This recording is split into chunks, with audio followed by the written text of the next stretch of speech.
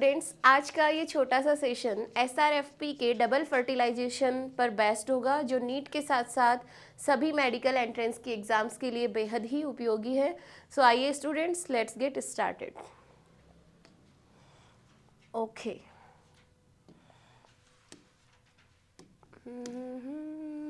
This one first point हम पढ़ने जा रहे हैं। देखो, अभी तक अपन ने pre fertilisation structure and events को कंप्लीट कर लिया है, जिसमें अपन ने मेल रिप्रोडक्टिव सिस्टम पढ़ लिया, मेल रिप्रोडक्टिव जो स्ट्रक्चर था, और उसमें फिर कैसे माइक्रोस्पोरोजेनेसिस हुआ, कैसे पोलन ग्रेन बना, उसकी स्टडी कर ली थी। फिर हमने पढ़ा था मेगास्पोरोजेनेसिस, मेगास्पोर का फॉर्मेशन, मेगास्पोरोफिल और फीमेल गैमेटोफाइट का बनना, और साथ ही साथ हमने पॉलिनेशन भी पढ़ लिया था। अब हम एंटर करने वाले हैं फर्टिलाइजेशन वाले इवेंट, और लास्ट में हम पढ़ेंगे पोस्ट फर्टिलाइजेशन इवेंट। तो जब हम पढ़ेंगे डबल फर्टिलाइजेशन, उसको पढ़ने से पहले पॉलिनेशन के बाद की एक घटना होती है pollen pistil interaction. Pollen pistil interaction में होता क्या है कि जो पोलन है वो पिस्टिल के ऊपर, यहाँ पे जैसे मैंने यहाँ ड्रॉ किया है, मान लीजिए ये पिस्टिल का डायग्राम है, ठीक है। पोलन यहाँ आकर के लैंड होगा, ये पोलन वाला पार्ट है। तो ये पोलन जो यहाँ आके लैंड हुआ है स्टिग्मा के ऊपर, कोई गारंटी नहीं है इसकी कि ये सेम स्पीशीज का है, हो सकता है ये दूसरी स्पीशीज का हो, क्योंकि ये हवा के थ्रू आ रहा है या किसी इंसेक्ट पे चिपक के आ रहा है, तो कोई गारंटी नहीं है कि ये जो पोलन है वो इसी स्पीशीज का मेंबर है, इसकी कोई गारंटी नहीं है, ठीक है। साथ ही हो सकता है कि ये इसकी ही स्पीशीज का हो, ये भी हो सकता है।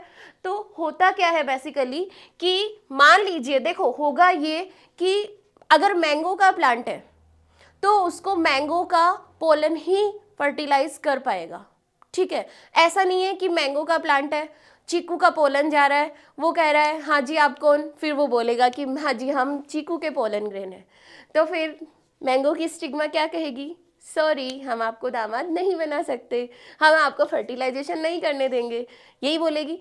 तो इनके बीच में बोलेगी नहीं, है ना, अपन तो बोल लेंगे कि क्या कहते हैं, इंटरकास्ट, कि हम इस कास्ट के हैं तो हमें सेम कास्ट में लड़का चाहिए, हाँ हम इंटरकास्ट नहीं करेंगे।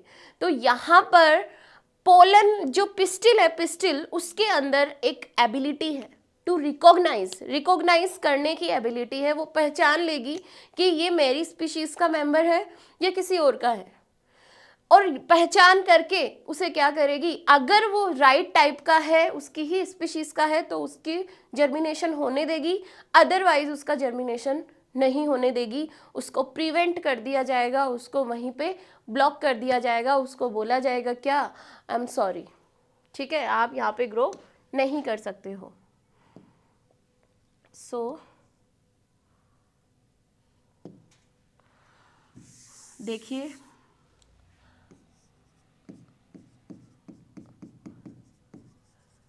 pollination doesn't guarantee of transfer of right pollen grain, transfer of right pollen grain to stigma, कह सकते हैं किसी प्लांट की स्टिग्मा पर जो पॉलिनेशन के कारण जो पोलन ग्रेन पहुंचा है, कोई गारंटी नहीं है वो उसका है या किसी और का है। अब अगर दो चीज़ है, अगर वो उसी स्पीशीज का है तब तो उसको ग्रो होने दिया जाएगा, तो हम उसको बोलेंगे कि कॉम्पिटेबल है, ठीक है, तब हम एक वर्ड काम में लेंगे कॉम्पिटेबल। और अगर वो दूसरी स्पीशीज का पोलन ग्रेन है तो हम उसको क्या बोलेंगे, नॉन कॉम्पिटेबल। कैसा है, नॉन कॉम्पिटेबल है, ठीक है।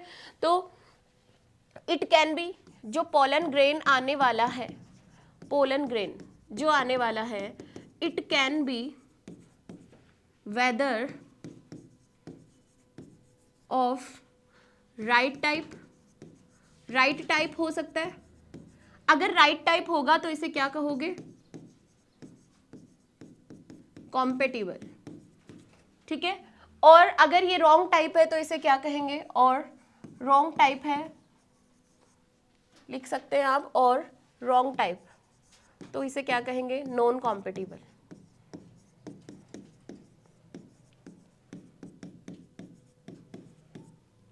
ठीक है, तो पोलन जो पिस्टिल है, वो पिस्टिल क्या करती है, उसके पास में एक एबिलिटी है, ability to recognise pollen grain of which species. अगर राइट टाइप है, कॉम्पिटिबल है, तब तो उसको जर्मिनेट करने दिया जाएगा, नहीं है तो फिर उसके जर्मिनेशन को रोक दिया जाएगा।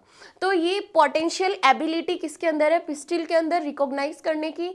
ये रिकॉग्नाइज करती कैसी है, पोलन और पिस्टिल के बीच में कंटिन्यू क्या चलता रहता है, डायलॉग चलता रहता है।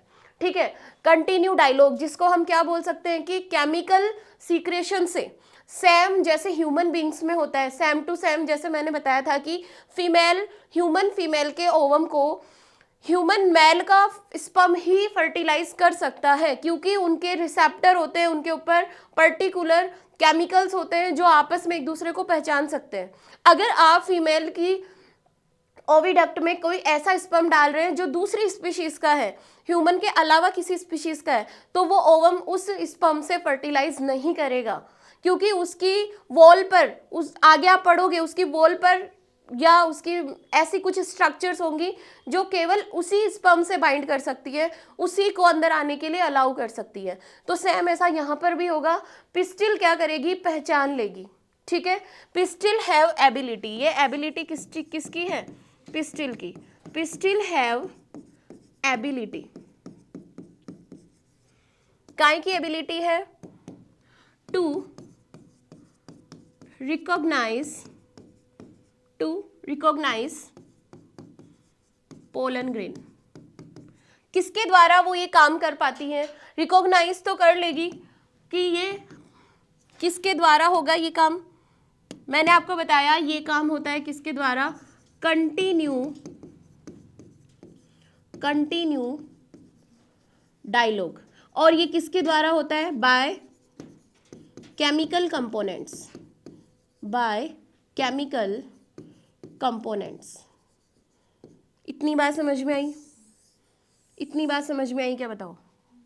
ठीक है, अगर देखो, अगर दो टाइप का हो सकता है, पोलन ग्रेन अगर हुआ है तो यहां पर आप क्या कह सकते हो, ये दो टाइप का हो सकता है कि या तो क्या होगा, इफ राइट टाइप पोलन, अगर कॉम्पिटेबल पोलन आया है, ये भी तो हो सकता है, या फिर दूसरी कंडीशन हो सकती है, if wrong type pollen, pollen गलत आ गया है, रॉन्ग टाइप पोलन।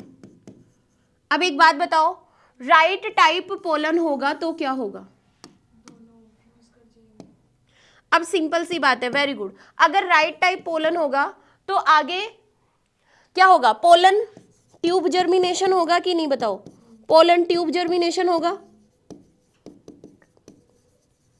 अगर ट्यूब जर्मिनेशन हो रहा है यानी कि आगे क्या होगा, पोलन ट्यूब जर्मिनेट हुई, पोलन ट्यूब जर्मिनेट होने के बाद में क्या होगा, फर्टिलाइजेशन होगा, पोलन ट्यूब एम्ब्रियो सैक में एंटर करेगी। ठीक है, तो आप क्या कह सकते हो, entry of pollen tube into embryo sac, ये होगा, और लास्ट में क्या होगा, फर्टिलाइजेशन, और उसके बाद में जितने भी पोस्ट फर्टिलाइजेशन इवेंट है, एंडोस्पर्म का बनना, एम्ब्रियो का बनना, सीड का बनना, फ्रूट का बनना, ये सारी की सारी ये सारी की सारी प्रोसेस आगे चलेगी। ठीक है, दूसरी बात, इफ रॉन्ग टाइप पोलन, अगर रॉन्ग टाइप पोलन आ गया है तो इसे प्रिवेंट किया जाएगा, इसको रोका जाएगा कि नहीं भैया आप यहाँ पे जर्मिनेट नहीं कर सकते, अलाउड नहीं है। कैसे ब्लॉक करेगा, दो जगह पे ब्लॉक करेगा, या तो स्टिग्मा के ऊपर, स्टिग्मा लैंडिंग प्लेटफॉर्म है, आके वहां पे पोलन गिरा, उसको वहां से जर्मिनेट ना होने दे, या फिर स्टाइल में जो पोलन ट्यूब बन गई है उस पोलन ट्यूब को आगे ग्रोथ ना करने दे। दो तरीके से वो क्या करेगा, उसको ब्लॉक कर सकता है, दो तरीके से ब्लॉक कर सकता है। ठीक है, तो इफ रॉन्ग टाइप पोलन, अगर रॉन्ग टाइप पोलन आ गया है, मैं इसको इधर लिख दूं तो यहाँ पे कंटिन्यू डायलॉग, और ये किसके द्वारा हो रहा था, by chemical components, by chemical components. ठीक है, अभी इधर देखो, अगर रॉन्ग टाइप पोलन आ गया है तो नेक्स्ट क्या होगा? दो चीजें हो सकती है। मुझे बताओ कि रॉन्ग टाइप पोलन कौन सा होगा?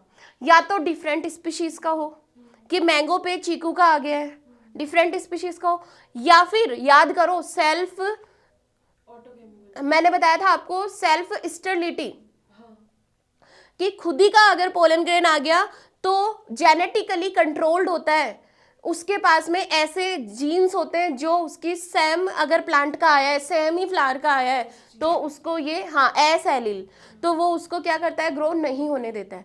तो दो टाइप के, हाँ सेम स्पीशीज का और अनदर प्लांट से आया तो ग्रो करने देगा। तो गलत कैसे हो सकता है? दो प्रकार से हो सकता है। या तो वो क्या होगा, इफ पोलन ग्रेन ऑफ, बताओ pollen grain of different species बोल दूं, डिफरेंट स्पीशीज का कोई पोलन ग्रेन आ गया है तो उसको क्या बोलेंगे कि ये रॉन्ग टाइप का है, इसको ग्रो नहीं करने दिया जाएगा। दूसरी बात, खुद ही का आ गया है, सेम प्लांट का आ गया है, तब भी सेल्फ स्टेरिलिटी शो करेगा, उसको जेनेटिकली कंट्रोल्ड ऐसी मैकेनिज्म शो करेगा कि उसकी पोलन ट्यूब आगे ग्रो नहीं कर सकेगी। तो आप क्या लिखोगे? सेकंड पॉइंट नोट कीजिए, if pollen grain of same plant या फ्लावर, तो वो क्या करेगा? सेल्फ स्टेरिलिटी को शो करेगा कि नहीं? बताओ, सेल्फ स्टेरिलिटी को शो करेगा। तो मैं यहां लिख देती हूं सेल्फ स्टेरिलिटी, सेल्फ स्टेरिलिटी। तो यहां से आप समझ ही जाएंगे। नेक्स्ट आ जाओ, अगर ठीक है इन दोनों को ब्लॉक कर दिया जाएगा, इन दोनों के जर्मिनेशन को क्या किया जाएगा? प्रिवेंट किया जाएगा। किसके द्वारा? दो जगह पे प्रिवेंट किया जा सकता है, या तो स्टिग्मा के ऊपर वो लैंड हुआ है तभी उसको बोल दिया जाए कि आप ग्रो नहीं कर सकते, वहीं पे प्रिवेंट कर दिया जाए, या फिर पोलन ट्यूब थोड़ी बहुत बन गई है स्टाइल में जाके उसको ब्लॉक किया जाए। ये देखो ऐसे हो सकता है कि जैसे मैंने ये पोर्शन है, यहाँ पे अपना पोलन ग्रेन आके गिरा, ये पोलन ग्रेन वाला पोर्शन है, तो या तो इसको यहीं पे ब्लॉक कर दिया जाए, या फिर इसकी पोलन ग्रेन की पोलन ट्यूब निकलेगी, यहां तक आएगी, तो स्टाइल के अंदर इसको ब्लॉक कर दिया जाए और इसको आगे ना बढ़ने दिया जाए। दो तरीके से इसको प्रिवेंट किया जा सकता है। ठीक है, तो आप लिख दो, दो तरीके से प्रिवेंट कर सकते हैं, by preventing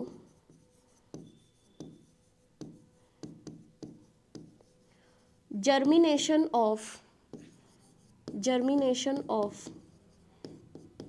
pollen tube on stigma, या तो कैसे किया है? स्टिग्मा के ऊपर, या फिर और इन स्टाइल, या फिर क्या कर देंगे? स्टाइल में कर देंगे।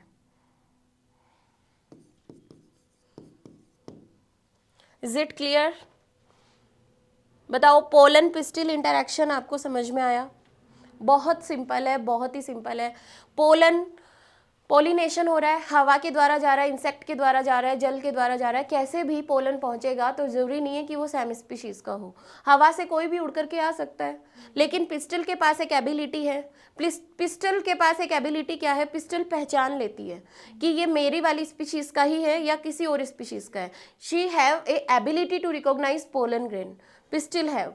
ठीक है, तो पहचानेगी, कैसे पहचानेगी? एक कंटिन्यू डायलॉग होता है उनके बीच में। डायलॉग कैसे? कि कुछ केमिकल सीक्रेट किए जाएंगे। ठीक है, अगर उन केमिकल्स को वो सेंस कर लेते हैं और पता लग जाता है कि हाँ अपनी स्पीशीज का है, आई बात समझ में?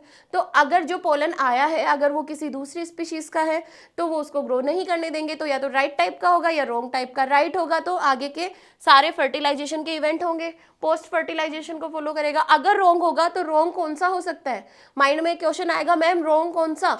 तो या तो वो डिफरेंट स्पीशीज का है या फिर वो खुद ही के फ्लावर का या सेम प्लांट का है। तो कुछ प्लांट सेल्फ स्टेरिलिटी भी शो करते हैं, तो खुद में भी वो रिप्रोड्यूस नहीं करेंगे।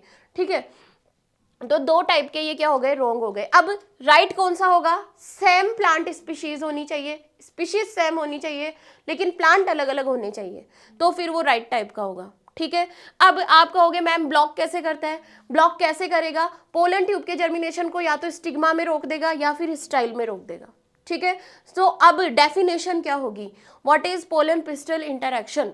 Pollen pistil interaction we can say कि जब pollen grain is landing on stigma, यहां से लेकर के pollen tube entry into the ovule तक के जितने भी इवेंट है कि पोलन ग्रेन एक बार आके लैंड तो हो गया पोलिनेशन से, अब आगे क्या हुआ, वो कैसे जर्मिनेट किया या नहीं किया, और किया तो वो एंट्री किया ओव्यूल में, वहां तक के सारे इवेंट क्या होंगे, पोलन पिस्टल इंटरैक्शन में आएंगे। ठीक है, तो डेफिनेशन क्या हो जाएगी, कहां पे लिख दूं बताओ, नेक्स्ट पे कुछ हेडिंग है, चलो एक लास्ट पेज पे लिख लेते हैं। हाँ,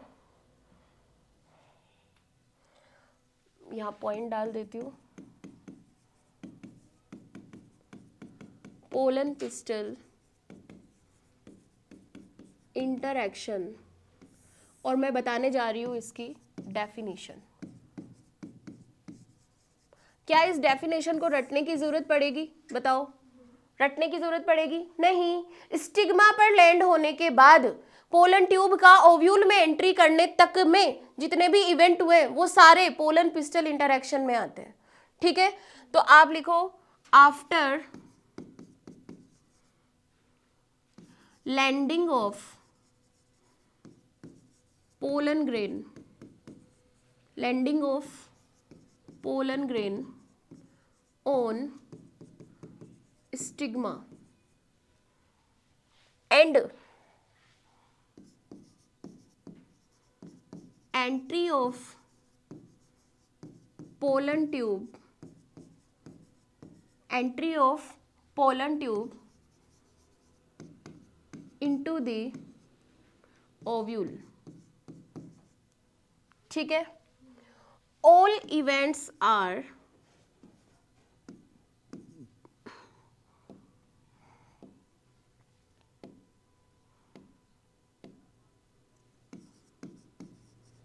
all events are involved in pollen pistil interaction। ये सारे के सारे इवेंट किस में आ जाएंगे, पोलन पिस्टल इंटरैक्शन में आ जाएंगे। अरे वाह, आप तो हमारी ही स्पीशीज के हो, आ जाओ आ जाओ, स्वागत है आपका। हाँ आइए, आपका इंतजार था, यही ना, कि आप ही का वेट कर रहे थे, हमारा एम्ब्रियो सैक रेडी है, आ जाओ फटाफट। ठीक है, तो चलिए, पोलन पिस्टल इंटरैक्शन क्लियर है, चलो वेरी गुड। नेक्स्ट अपना पॉइंट है artificial hybridisation. Students, artificial hybridisation basically crop improvement programme की एक मेजर अप्रोच है। It is a major approach of crop improvement programme, जिसमें हम क्या करते हैं, हाइब्रिडाइजेशन करवाते हैं। ठीक है, हाइब्रिडाइजेशन कैसे करवाएंगे, कोई डिजायर्ड प्लांट, ठीक है, 2 डिजायर्ड प्लांट मैंने सेलेक्ट किए, अच्छे अच्छे कैरेक्टर्स थे दोनों के, मैं क्या सोचूंगी कि किसी एक का मैं पोलन ले लूँ, किसी एक की मैं स्टिग्मा ले लूँ और इनके बीच में पॉलिनेशन करवा दूँ, तो बाद में जब फर्टिलाइजेशन होगा तो जो एम्ब्रियो बनेगा और उससे जो नया सीडलिंग बनेगा वो क्या होगा, वो मेरे डिजायर्ड कैरेक्टर्स को रखने वाला होगा। तो यहाँ पे एक्सपेरिमेंट किए जाते हैं हाइब्रिडाइजेशन के। क्यों किए जाते हैं, क्यों बनाए जाते हैं, क्योंकि ये हाइब्रिड प्लांट्स को डेवलप करते हैं और क्रॉप इंप्रूवमेंट प्रोग्राम्स में बहुत काम आते हैं। तो कैसे बनाते हैं, आइए इसको समझेंगे। ठीक है, आप लिखो it is a major approach, it is a measure approach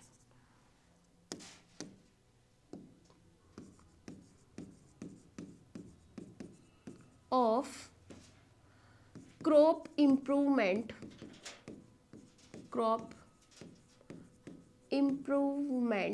program।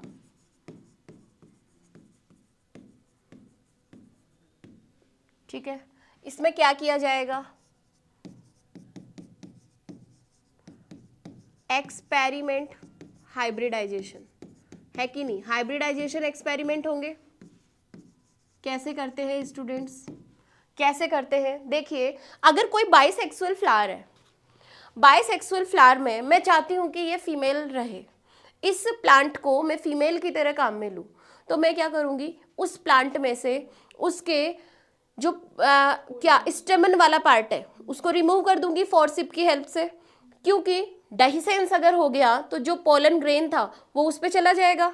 तो मैंने जो डिजायर्ड पोलन ग्रेन सेलेक्ट किए थे वो तो मैं नहीं डाल पाई, तो फिर मेरा जो मनपसंद हाइब्रिड में बनाने वाली हूँ, डिजायर्ड प्लांट बनाने वाली हूँ, वो नहीं बन पाएगा, है कि नहीं।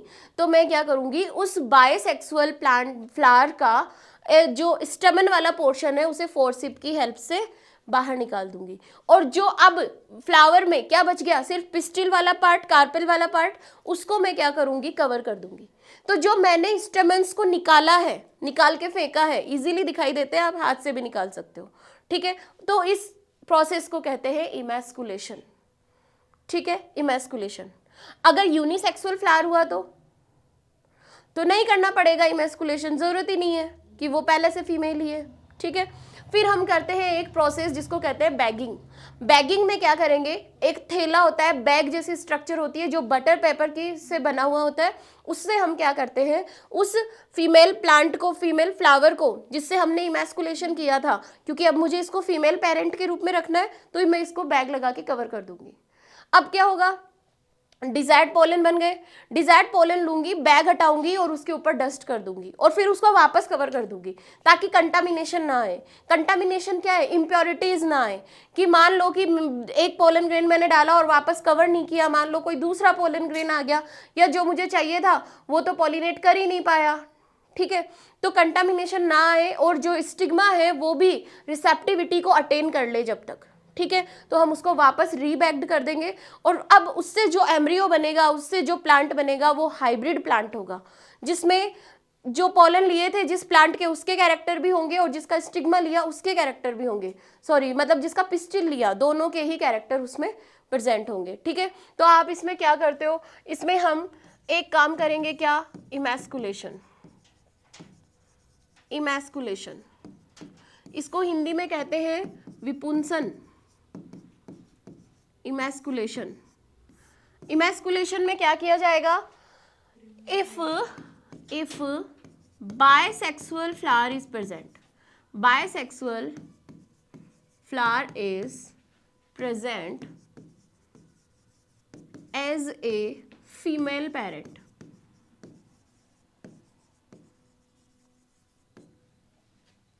then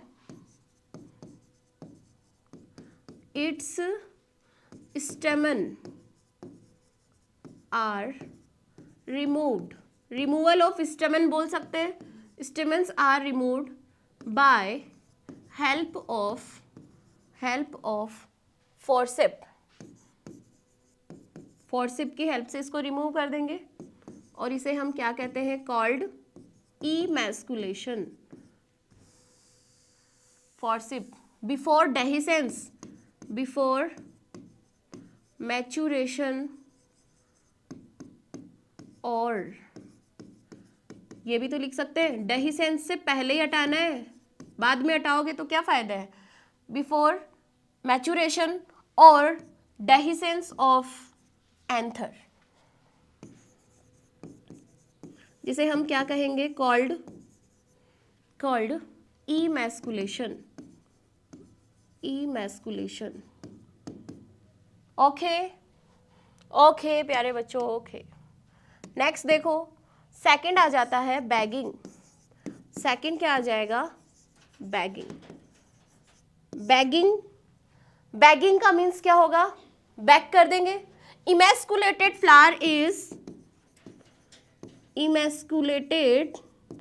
flower is bagged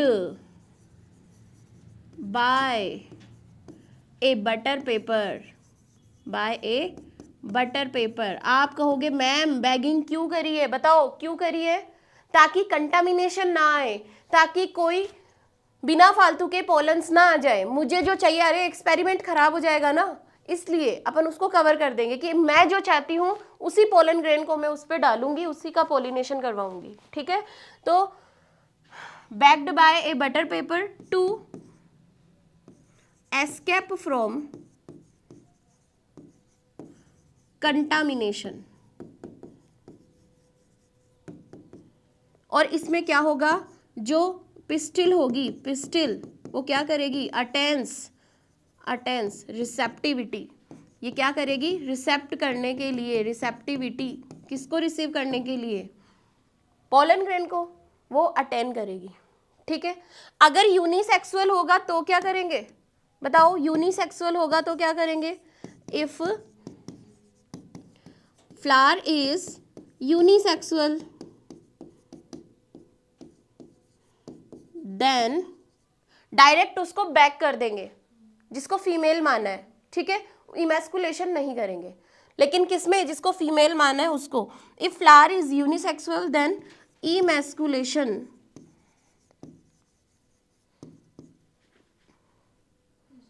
not done, emasculation नहीं करेंगे, ठीक है। तो ये तो हुई क्या, एक प्रोसेस हुई है, ठीक है। आर्टिफिशियल हाइब्रिडाइजेशन क्या होता है, क्योंकि आप अपनी मन से करवा रहे हो, अपनी इच्छा से आप डाल रहे हो, जितने पोलन ग्रेन आपको चाहिए वो डाल रहे हो अपनी इच्छा से, इसलिए अपन इसको आर्टिफिशियल बोल रहे हैं, ठीक है। तभी अपन ने इसको क्या बोला है, आर्टिफिशियल बोला है। तो नेक्स्ट है method of artificial pollination, hybridisation. अब देखो, अगर मुझे मेथड डेवलप करना है तो मैं क्या करूं, किसी एक, मान लो कोई बाइसेक्सुअल फ्लावर है, फ्लावर कैसा है, बाइसेक्सुअल, बाइसेक्सुअल फ्लावर है, तो मैं क्या करूंगी, सेलेक्ट एज मेल पेरेंट। मैंने इसको कैसे सेलेक्ट किया है, मेल पेरेंट की फॉर्म में सेलेक्ट किया है, बाइसेक्सुअल फ्लावर है, ठीक है।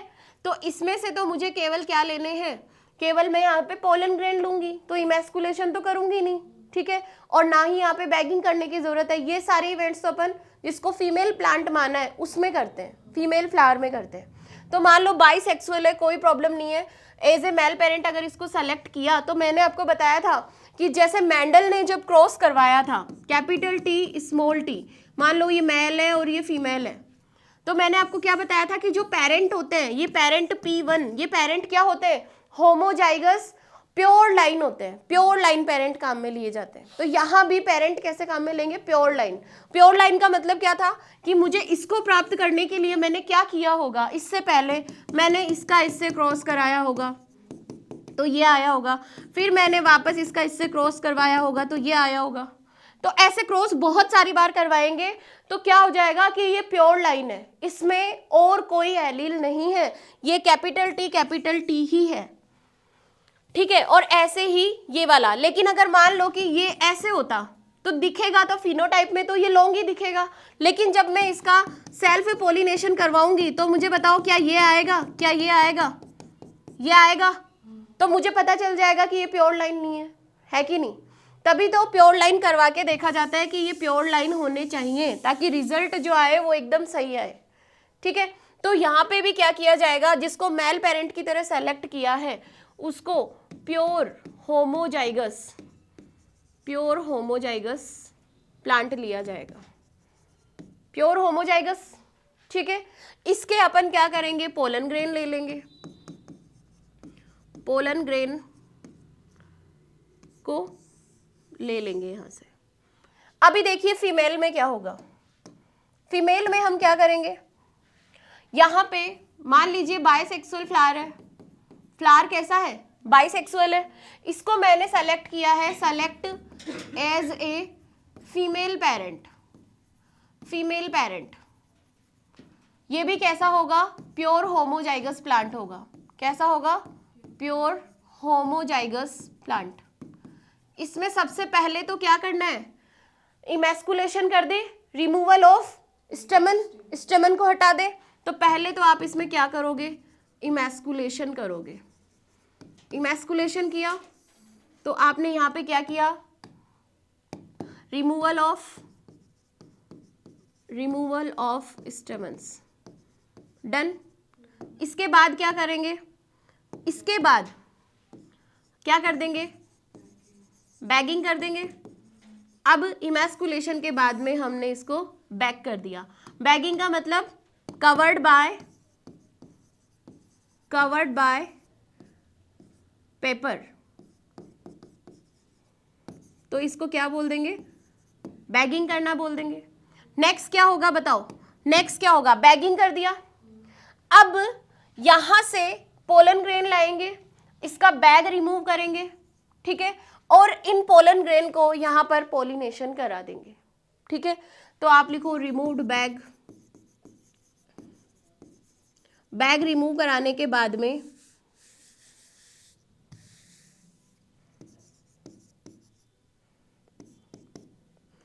पिस्टिल के ऊपर यहां पर क्या इवेंट होगा, क्या इवेंट होगा, पोलिनेशन होगा। यहाँ पे इनको लैंड करवाएंगे और यहाँ पे जो इवेंट हो रहा है वो क्या है, पोलिनेशन, पॉलिनेशन होगा। उसके बाद में क्या होगा, जैसे ही पॉलिनेशन हुआ तो यहाँ पे वापस रीबैगिंग कर दी जाएगी ताकि श्योरली 100% पहले क्या हो जाए, पहले अपना उसी से पॉलिनेशन हो जाए जो मैंने डिजायर्ड वहाँ पे पोलन ग्रेन डाला है, ठीक है। रीबैगिंग हुई, उसके बाद में अब क्या होगा, पोलन ट्यूब बनेगी, जर्मिनेट करेगा और क्या कर जाएगा, फर्टिलाइजेशन करेगा, ठीक है। तो फर्टिलाइजेशन होगा, फर्टिलाइजेशन के बाद में क्या यहाँ पे एम्ब्रियो डेवलप होंगे, एम्ब्रियो का डेवलपमेंट होगा। क्या सीड बनेगा, सीड है कि नहीं, सीड के अंदर ही तो बन रहा है। तो यहाँ पे मैं डायरेक्ट लिख दूं एम्ब्रियो से क्या बनेगा, जो प्लांट बनेगा, जो प्लांट बनेगा वो कैसा होगा, हाइब्रिड प्लांट होगा। प्लांट कैसा होगा, हाइब्रिड प्लांट होगा। मान लो जो ये मैंने सेलेक्ट किया था, जो मैंने ये प्लांट फ्लावर को, इस प्लांट को as a male parent select किया था, ये मान लीजिए कोई डिजीज रेजिस्टेंट था, कैसा था, डिजीज रेजिस्टेंट था, बट प्रोडक्टिविटी इसकी क्या थी, बहुत कम थी। प्रोडक्टिविटी क्या थी, बहुत कम थी। इस प्लांट की ये विशेषता थी।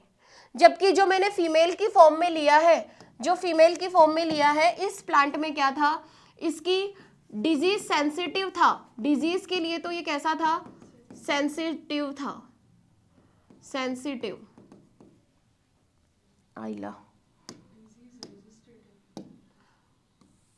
हाँ वही तो,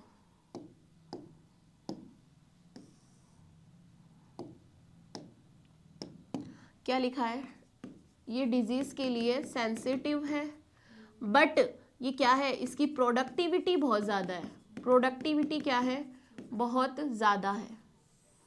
ये एरो का मार्क है यहाँ, ठीक है। प्रोडक्टिविटी इसकी क्या है, बहुत ही ज़्यादा है। तो अब ये डिजीज रेजिस्टेंट था, प्रोडक्टिविटी कम थी, ये डिजीज सेंसिटिव था, इसकी प्रोडक्टिविटी ज़्यादा थी। अपन ने अगर दोनों का फर्टिलाइजेशन करवा दिया, आर्टिफिशियल हाइब्रिडाइजेशन करवा दिया, तो यहाँ पर रीबैक किया, फर्टिलाइजेशन हुआ, एम्ब्रियो बना, इससे जो बनेगा वो प्लांट कैसा होगा, हाइब्रिड प्लांट होगा। ये डिजीज रेजिस्टेंट होगा। कैरेक्टर आ गए किसके, मेल फ्लावर के, डिजीज रेजिस्टेंट होगा, और फीमेल फ्लावर के भी कैरेक्टर होंगे इसमें, क्योंकि ये हाइब्रिड है, दोनों के कैरेक्टर होंगे, तो डिजीज रेजिस्टेंट तो होगा ही होगा, और साथ में इसकी प्रोडक्टिविटी भी क्या होगी, ज़्यादा होगी। इसकी भी प्रोडक्टिविटी क्या होगी, ज़्यादा होगी। ऐसा प्लांट हमें मिलेगा।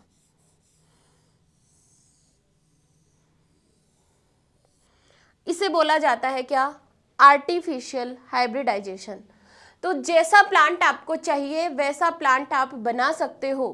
आपने देखा ये प्लांट डिजीज ज़्यादा कर रहा है, वो कम करता है, यानी कि वो रेजिस्टेंट है, ये सेंसिटिव है। इसकी प्रोडक्टिविटी बहुत ज़्यादा है, ये इसकी अच्छी बात है, लेकिन ये डिजीज़ के लिए सेंसिटिव है। इसके पास डिजीज़ नहीं हो रही है लेकिन इसकी प्रोडक्टिविटी बहुत कम है। तो आप क्या करो, ऐसे दोनों प्लांट्स को ले लो और दोनों के बीच में आर्टिफिशियल हाइब्रिडाइजेशन करवा दो। एक को मेल पेरेंट के रूप में ले लो, एक को फीमेल पेरेंट के रूप में ले लो, और दोनों के कैरेक्टर्स क्या करो, मर्ज हो जाएंगे हाइब्रिड प्लांट में। आपको जो प्रोजेनी मिलेगी, जो जनरेशन मिलेगी, उस जनरेशन में डिजीज रेजिस्टेंस और प्रोडक्टिविटी दोनों ही अच्छी देखने को मिलेगी। ठीक है, ये हो जाएगा क्या, आर्टिफिशियल हाइब्रिडाइजेशन।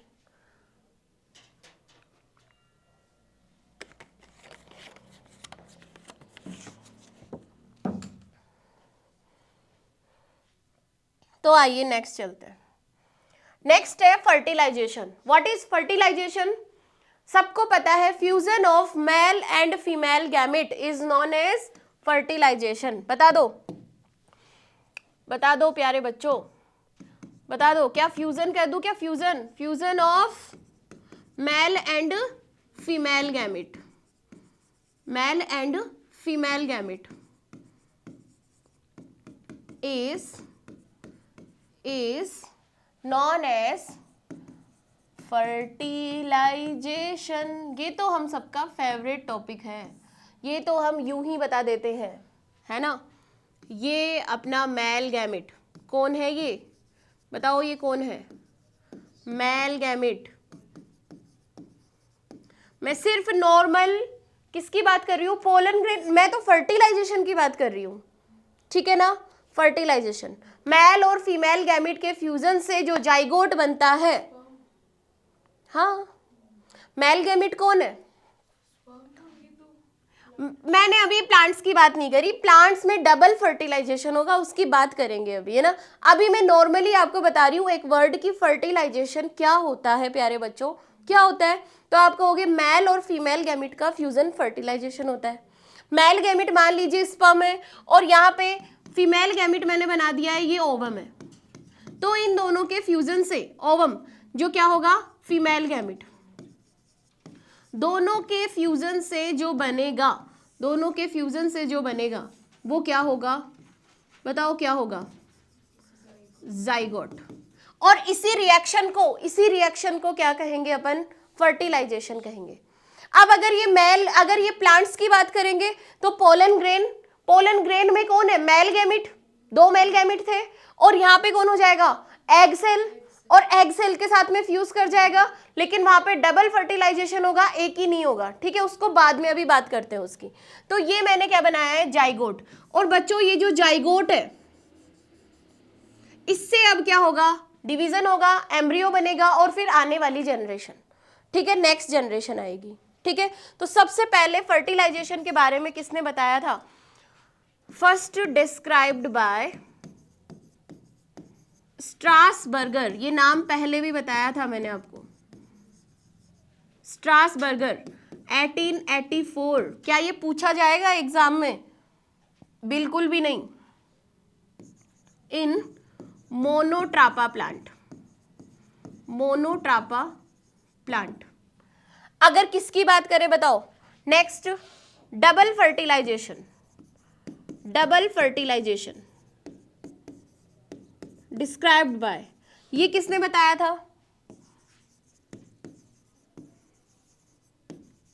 एक साइंटिस्ट थे जिनका नाम था नावास्चिन, इन्होंने बताया था 1898 में, इन लीलियम एंड फ्रिटिलेरिया, इन प्लांट्स के अंदर बताया था। क्या आपको ये पूछा जाएगा? ये नहीं पूछा जाएगा। नावास्चिन, स्ट्रासबर्गर, इनके नाम आपको जनरली नहीं पूछे जाते, लेकिन आपको पता होना चाहिए। बाई चांस अगर ऑप्शन में आए तो आपको पता होना चाहिए। तो इंफॉर्मेशन हम सारी लिखेंगे। नेक्स्ट देखो, नेक्स्ट जो फर्टिलाइजेशन का प्रोडक्ट है वो कौन है? जाइगोट।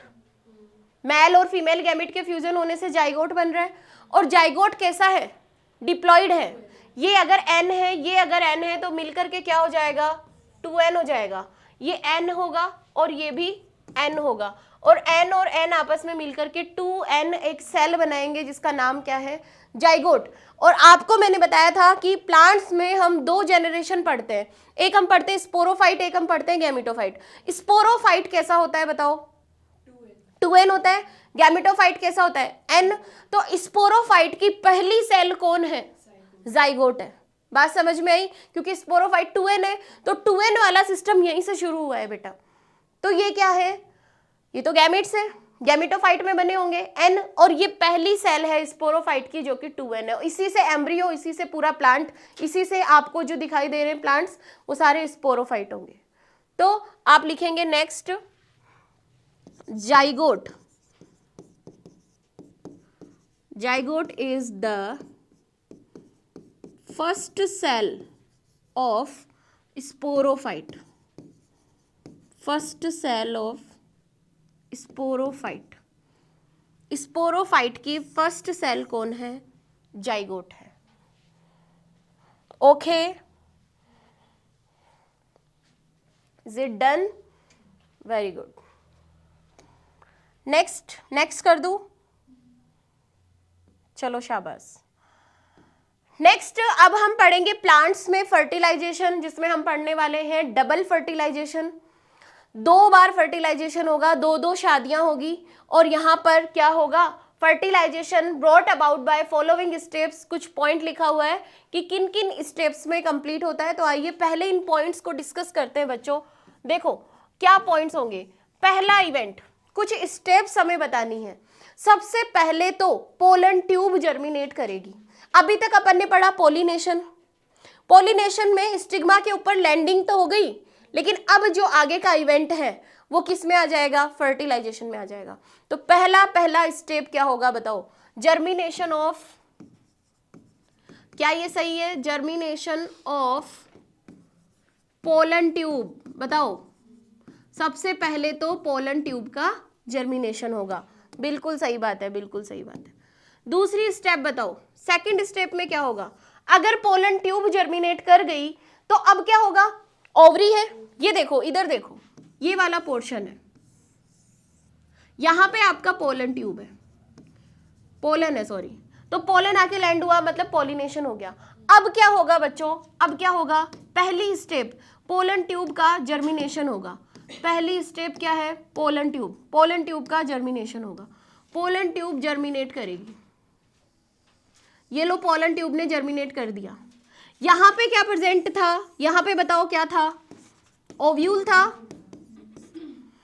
और ये कौन सा पोर्शन है, ovary.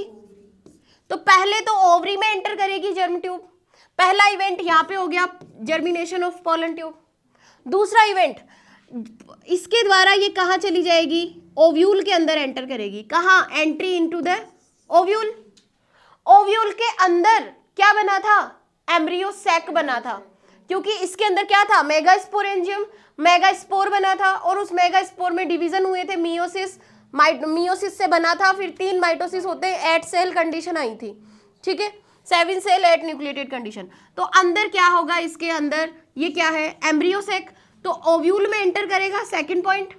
Third step, embryo sac में एंटर करेगा। फोर्थ स्टेप, एम्ब्रियो सैक में जाने के बाद दोनों मेल गैमेट रिलीज हो जाएंगे, एक इधर फ्यूजन करेगा, एक उधर, यानी कि 2 बार फर्टिलाइजेशन होगा। तो आप इसे क्या बोल देंगे, लास्ट जब ये अंदर चला जाता है तो क्या हो जाएगी, फोर्थ स्टेप। ऐसे ये 4 स्टेप में कंप्लीट होगा। पहली step germination of pollen tube, second step बताओ, entry of pollen tube into the ovule, पहले ओव्यूल में जाएगा, तो लिख दो entry of pollen tube into the ovule. Ovule में एंट्री मारी, तूने मारी एंट्री और दिल में बची, ऐसा एक गाना था, हाँ, शाबाश। तो पोलन ट्यूब ने एंट्री मारी, अब कहाँ जाएगा, एम्ब्रियो सैक में जाएगा। ओव्यूल में गया, ओव्यूल के अंदर कौन है, एम्ब्रियो सैक, और अंदर जाएगा, तो नेक्स्ट क्या आ जाएगा, entry of pollen tube into the embryo sac, embryo sac में जाएगा, एंड इसके बाद में क्या होगा, अपने कंटेंट्स को उसमें छोड़ देगा, डिस्चार्ज कर देगा, तभी तो मेल गैमेट उसमें रिलीज होंगे। And discharge of its content, discharge of its content, बिल्कुल भी नहीं रटना है इन बातों को, बिल्कुल भी, अगर कोई रटेगा तो फिर बिल्कुल भी नहीं, हाँ। और लास्ट में क्या हो जाएगा बता दो, आपका सबका फेवरेट क्या हो जाएगा, डबल फर्टिलाइजेशन हो जाएगा। अब बताओ आया कि नहीं आया, क्या ये स्टेप समझ में आई आपको? बहुत ही सिंपल सिंपल सी स्टेप्स है। हाँ, सबसे पहले क्या होगा, पोलन ट्यूब का जर्मिनेशन होगा। कॉमन सेंस की बात है, कुछ नहीं रटना है। पोलन ट्यूब जर्मिनेट करी, अब याद करो, जर्मिनेट करके ओवरी में जाएगी, ओवरी में ओव्यूल है तो entry into the ovule, ovule के और अंदर जाएगी, ओव्यूल के अंदर कौन है, एम्ब्रियोसेक, तो enter into the embryo sac, embryo sac में क्या कर देगी, अपने कंटेंट्स को डिस्चार्ज कर देगी, अपने मेल गैमेट को छोड़ देगी। तो एक मेल गैमेट एग सेल से फ्यूज होगा और एक पोलर न्यूक्लियाई से 2 फर्टिलाइजेशन होंगे। तो फोर्थ स्टेप क्या हो जाएगी, डबल फर्टिलाइजेशन, राइट। तो आइए अपन एक एक स्टेप के बारे में बात करेंगे वन बाय वन कि पहले क्या होगा। पहली स्टेप आपके सामने है जर्मिनेशन ऑफ पोलन ग्रेन, पराग कणों का अंकुरण। सबसे पहले तो जर्मिनेशन होगा, कैसे होगा देखो, ये मैंने पिस्टिल कार्पेल वाला पार्ट बनाया है, यहाँ पे भी ओव्यूल वाला पार्ट है, ठीक है। यहाँ पे पोलन ग्रेन आके लैंड होता है पोलिनेशन से। फिर क्या होगा, इस जगह पर बच्चों, इस जगह पर ये क्या है, ये स्टिग्मा है, क्या बताओ, स्टिग्मा है। और ये क्या है, स्टाइल। और ये कौन सा पार्ट है, ओवरी वाला। कितनी बार समझाया है तुम्हें, हाँ बहुत बार समझाया है। हाँ चलो ये देखो, अब देख लो, चलो शाबाश। स्टिग्मा पे आया जैसे ही पोलन ग्रेन ने क्या देखा, यहाँ पर कुछ सबस्टेंस प्रेजेंट थे। स्टिग्मा के ऊपर क्या प्रेजेंट था, कोई वी कैन से कि गम और लिक्विड, कुछ लिक्विड पार्ट, ठीक है, जो क्या था यहाँ स्टिग्मा पे प्रेजेंट है। तो क्या बोल सकते हैं, जैसे लेटेक्स जैसा या रेजिन जैसा, और कुछ अदर लिक्विड है, कुछ गमी है, तो इस सबस्टेंस को ये एब्जॉर्ब करता है। क्या करेगा, एब्जॉर्ब करेगा। सिक्रेशन ऑफ स्टिग्मा को ये एब्जॉर्ब करता है। एब्जॉर्ब करने के बाद में इसकी मेम्ब्रेन में क्या होगा, इसकी मेम्ब्रेन में प्रेशर बढ़ेगा। याद करो मैंने आपको बताया था कि पोलन ग्रेन में ऐसे प्रेजेंट होता है स्पोरोपोलेनिन एक्सिन की फॉर्म में, जहाँ पे कहीं पे ये ज्यादा होगा और कहीं पर ये कम होगा, कहीं पर ज्यादा होगा कहीं पर कम होगा, इरेगुलर था। जहाँ पर ये नहीं होगा तो वहां से ये बहुत ज्यादा थिन होगा तो वहां पर क्या होगा, जहां जहां पर ये थिन है उस जगह पर क्या होगा, जर्म पोर प्रेजेंट था, जहां से पोलन ट्यूब बाहर निकलती है और इंटीन वहां से क्या करेगी, पोलन ट्यूब को जर्मिनेट कर देगी। आई बात समझ में? आगे तो आइए कुछ 2-3 पॉइंट लिखते हैं। क्या होगा, सबसे पहले पोलन ग्रेन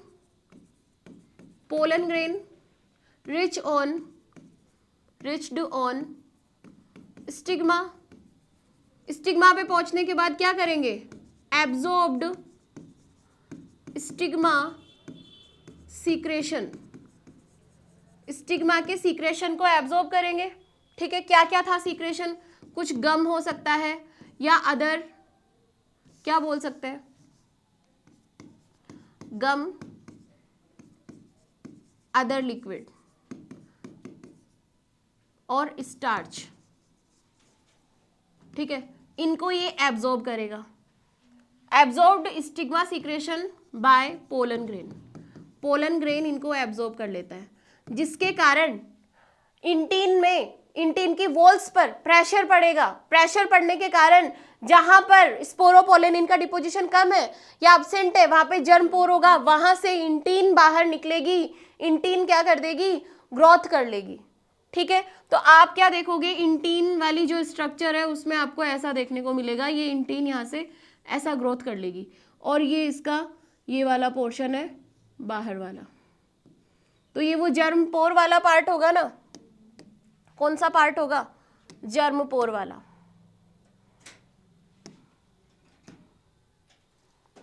इस तरीके से। तो नेक्स्ट देखो, ठीक है, यहां पर इसका कंटेंट प्रेजेंट होगा, ये क्या बन गई है? Pollen tube. क्या बन गई है? पोलन ट्यूब बन गई है, पोलन ट्यूब। ठीक है, तो यहां से ये पोलन ट्यूब इस तरीके से निकलेगी और इसके अंदर क्या कर जाएगी? ग्रो कर जाएगी। समझ में आया? तो हम इसमें क्या लिखेंगे? एब्जॉर्ब करेगी, जिसके कारण pollen tube emerge out from germ pore by intine करेगी, किसके द्वारा आ जाएगा? By intine. तो अब जब ये पोलन ट्यूब आ जाती है तो फाइनली क्या हो जाएगा? Pollen tube germination. एक इम्पॉर्टेंट बात अगर मैं बताऊं तो पोलन ट्यूब जर्मिनेशन के लिए हमें जो टेम्परेचर चाहिए वो कितना होना चाहिए? इसकी ग्रोथ के लिए जो टेम्परेचर होना चाहिए वो कितना होना चाहिए? 20 से 30 डिग्री सेल्सियस टेम्परेचर की नीड होती है। और इसी के साथ साथ अपन को किसकी नीड होती है? बोरोन एंड कैल्शियम आयन की नीड होती है। और इनमें भी ज़्यादा इंपॉर्टेंटली कौन? बोरोन। किसकी नीड है? बोरोन की एंड कैल्शियम आयन की। और ज़्यादा मोस्ट इंपॉर्टेंटली किसकी नीड है? बोरोन की। ठीक है, तो ये आपको ध्यान रखना है। क्या पहली स्टेप आपको समझ में आई? क्या बताओ, पहली स्टेप समझ में आई आपको? पोलन ट्यूब ने यहाँ पे जर्मिनेट कर लिया। पोलन ट्यूब ने क्या किया है? खुद को जर्मिनेट कर लिया। कैसे किया?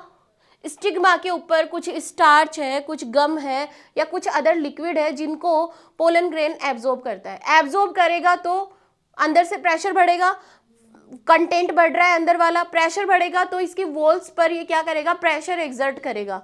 तो जहां पर स्पोरोपोलेनिन कम है या अब्सेंट है वहां पर क्या होगा? जर्मपोर प्रेजेंट होगा और वहीं से पोलन ग्रेन की जो ट्यूब है वो बाहर निकलेगी, जिसे अपन बोलते हैं पोलन ट्यूब। इसके लिए हमें टेम्परेचर चाहिए होता है 20 से 30 डिग्री सेल्सियस और इसके लिए हमें बोरोन की रिक्वायरमेंट होती है और बोरोन के साथ साथ हमें कैल्शियम भी चाहिए होता है।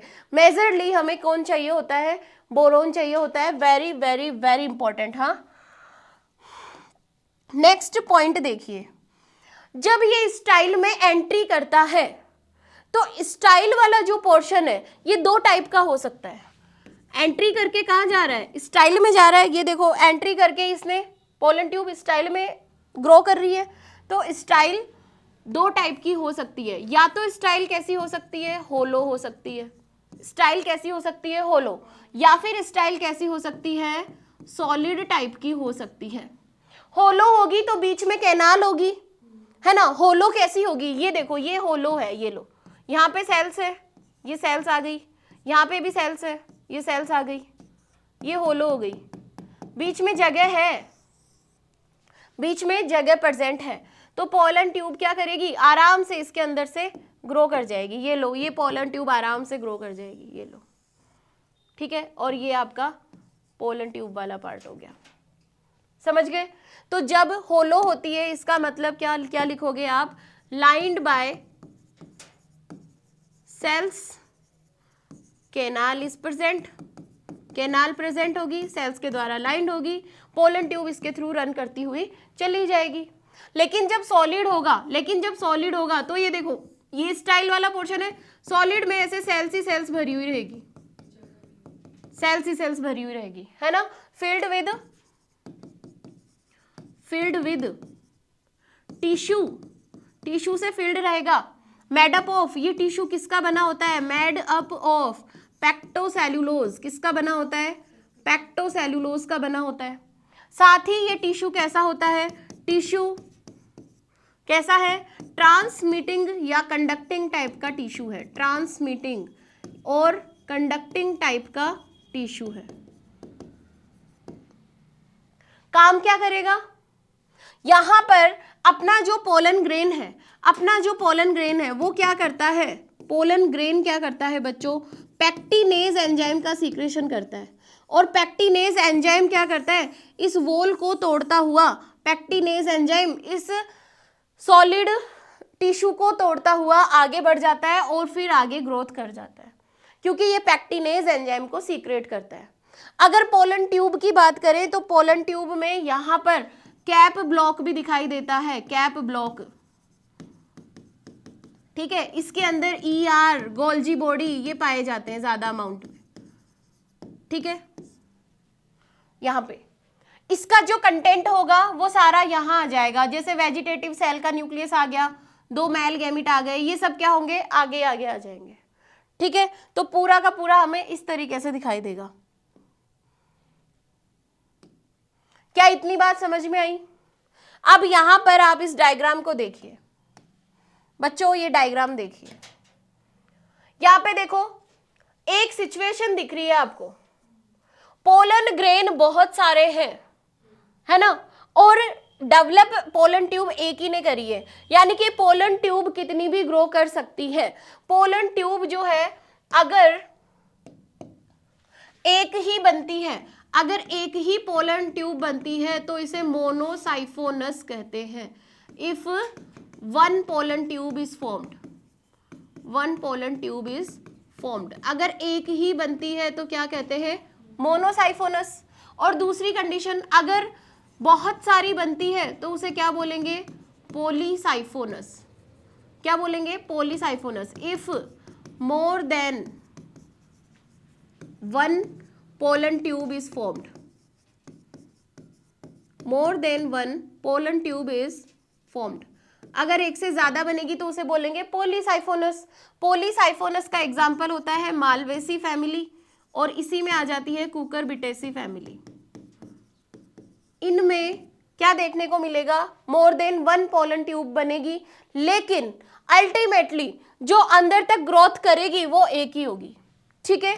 दिख रहा है आपको यहाँ पे कि जो फाइनली अंदर जा रही है एम्ब्रियो सैक तक वो एक ही है, लेकिन ग्रो तो यहाँ इसने भी किया है, इसने भी किया है, ये वाली भी यहाँ तक ग्रो करी है, ठीक है। इनको फाइनली रोक दिया जाएगा और एक ही होगी जो आगे जाएगी, ठीक है। तो नेक्स्ट देखो, नेक्स्ट देखो, पोलन ट्यूब यहां से एंट्री करके जा रही है, यहां पर ये ओवरी वाला पोर्शन है और ये आपका ओव्यूल वाला पार्ट आ गया है। ओव्यूल में एंट्री करेगी और ओव्यूल से फिर ये कहां जा रही है, इस एम्ब्रियो सैक के अंदर जा रही है। तो यहाँ पे दिखा रखा है ये एंटीपोडल सेल है, ये पोलर न्यूक्लियाई ये सेंटर में ये, और यहाँ पे एग सेल दिख रही है पीछे की तरफ, और आगे 2 सिनर्जिड सेल है, और ये पोलन ट्यूब यहाँ से ग्रो करके फाइनली एम्ब्रियो सैक तक पहुंच गई है, ठीक है। लेकिन अभी अपना फर्स्ट पॉइंट यहाँ क्लियर हुआ है, entry germination of pollen tube. अब पढ़ेंगे entry of pollen tube into the ovule, second step, third into the embryo sac, और लास्ट स्टेप आ जाएगी क्या, फाइनली डबल फर्टिलाइजेशन, ठीक है। तो ये डायग्राम समझ में आया, longitudinal section of a flower showing growth of pollen tube. किसी प्लांट का ये क्या है, लॉन्गिट्यूडिनल शो, LS शो किया है फ्लावर का, जिसमें क्या शो हो रहा है आपको, ये लो मैं इसको इरेज कर देती हूँ, ये ड्रॉ कर लेना। हाँ,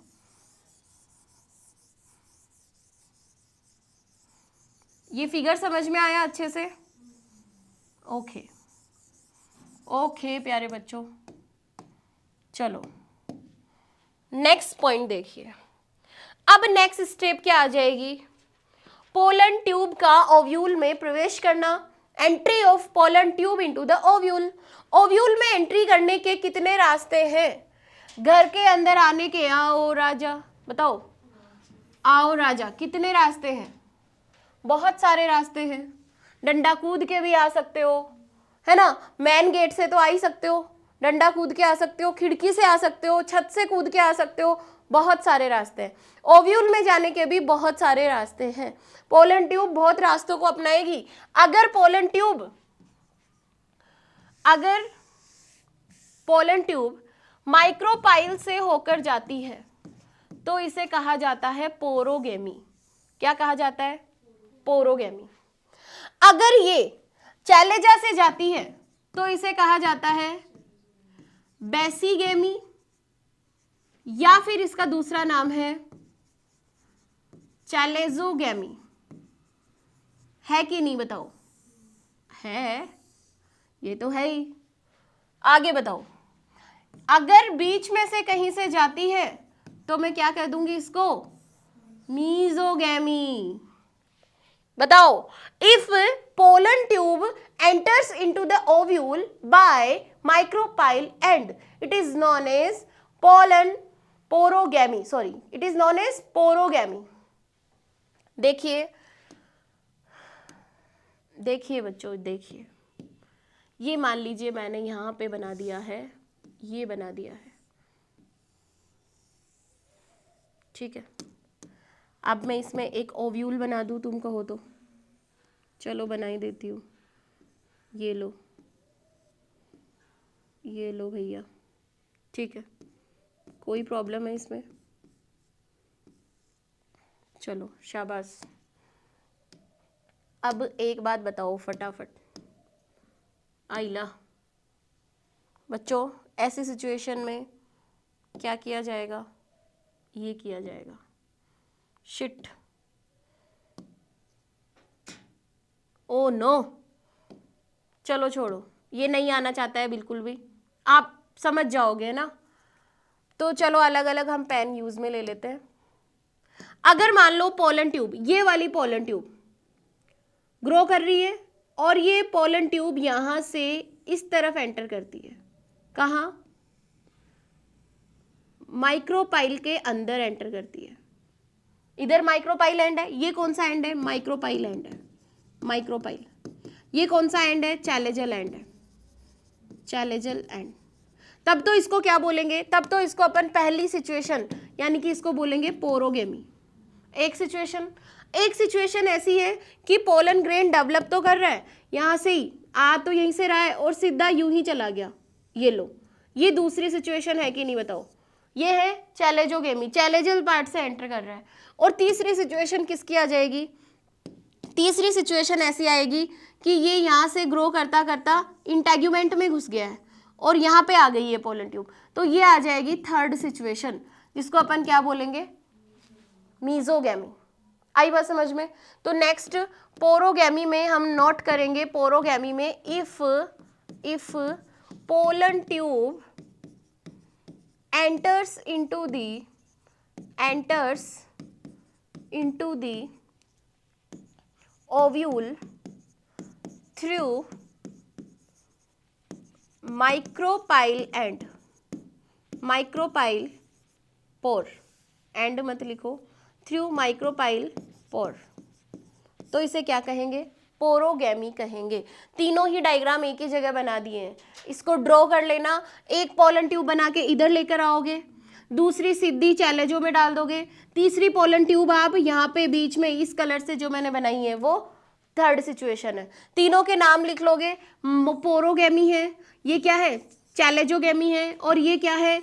ये है मीजोगैमी। ठीक है, तो नेक्स्ट क्या आ जाएगा? चैलेजोगैमी। If pollen tube enters into the ovule through the chalazial end, तो इसे क्या कहेंगे? चैलेजोगैमी कहेंगे। नेक्स्ट देखो प्यारे बच्चों, मीजोगैमी। मीजोगैमी में क्या आ जाएगा? इफ पोलन ट्यूब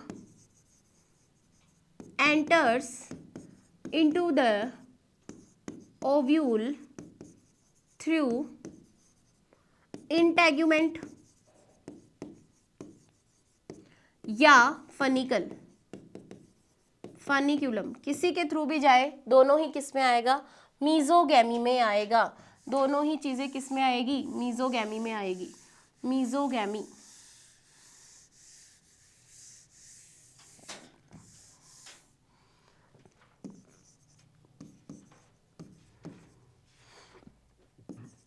माइक्रोपाइल पोर, ये डायग्राम इस जगह पे मैं ड्रॉ कर देती हूँ, ये देखिए इस जगह पे, ठीक है।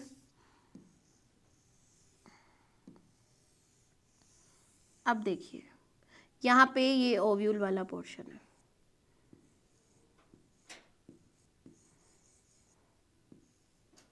ठीक है।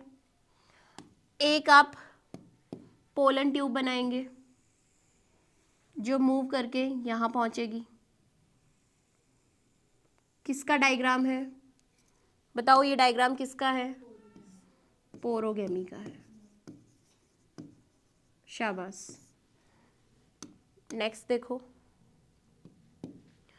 एक पोलन ट्यूब ऐसे रन करेगी, ये किसका डायग्राम होगा? चैलेंजोगेमी। Very good. लास्ट देखिए, एक पोलन ग्रेन की ट्यूब, जो पोलन ट्यूब है वो ग्रो करेगी और यहाँ एंटर करेगी, ठीक है। अब बताओ ये किसका डायग्राम बनाया है? ये हो जाएगा मीजोगैमी। अब आ जाएगा समझ? अब समझ आ जाएगा? मीजोगैमी। 3 सिचुएशन बनाई है मैंने यहाँ पे, 3 सिचुएशन बनाई है। फर्स्ट पोरोगेमी है, सेकंड चैलेंजोगेमी है और थर्ड यहाँ पे मीजोगैमी है, ठीक है, राइट। तो इसी तरीके से आप भी बना सकते हैं।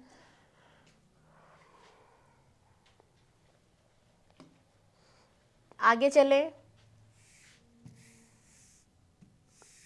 बताओ आगे चले क्या?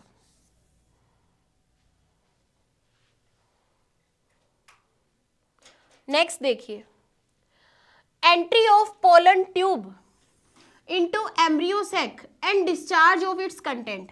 पराग नलिका का भ्रूण कोश में प्रवेश करना और अपने जो भी कंटेंट है उनको डिस्चार्ज कर देना, ठीक है। तो अब बच्चों इस बात को समझो कि ओव्यूल के अंदर तो एंट्री कर गया, ओव्यूल में भले ही पोरोगेमी हो, भले ही चैलेंजोगेमी हो, बेसीगेमी हो, भले ही वहां पर क्या हो, मीजोगेमी हो, कहीं से भी हो, एम्ब्रियो सैक में जब पोलन ट्यूब एंटर करती है तो हमेशा हमेशा एग एपेरेटस की तरफ से एंट्री करेगी, ठीक है। नोट लगा के लिख लो भले ही ये बात, चाहे कहीं से भी जाए, एम्ब्रियो सैक में घूम करके देखो, घर में आप कूद गए, घर में आप छत से कूद गए, खिड़की से आ गए और डंडा कूद के आ गए, दीवार पे चढ़ के आ गए, कहीं से भी आ गए, लेकिन अगर किसी कमरे के अंदर आपको घुसना है तो फिर उस गेट के अंदर से ही आपको जाना पड़ेगा, ठीक है। कमरे के गेट के अंदर से ही जाना पड़ेगा क्योंकि कमरे में खिड़की नहीं है ना, पहले बता देती हूँ। तो फिर अब एम्ब्रियो सैक में एंट्री करने के लिए कहाँ जाएगी? पोलन ट्यूब फाइनली किसी भी रास्ते से आई हो ओव्यूल में, कोई दिक्कत नहीं है, एम्ब्रियो सैक में एंट्री करते टाइम कहाँ जाएगी? सीधा माइक्रोपाइल एंड की तरफ जहां एग एपेरेटस प्रेजेंट था वहां पर जाएगी, ठीक है। तो आप लिख दो in ovule pollen tube can come from anywhere but in embryo sac it will enter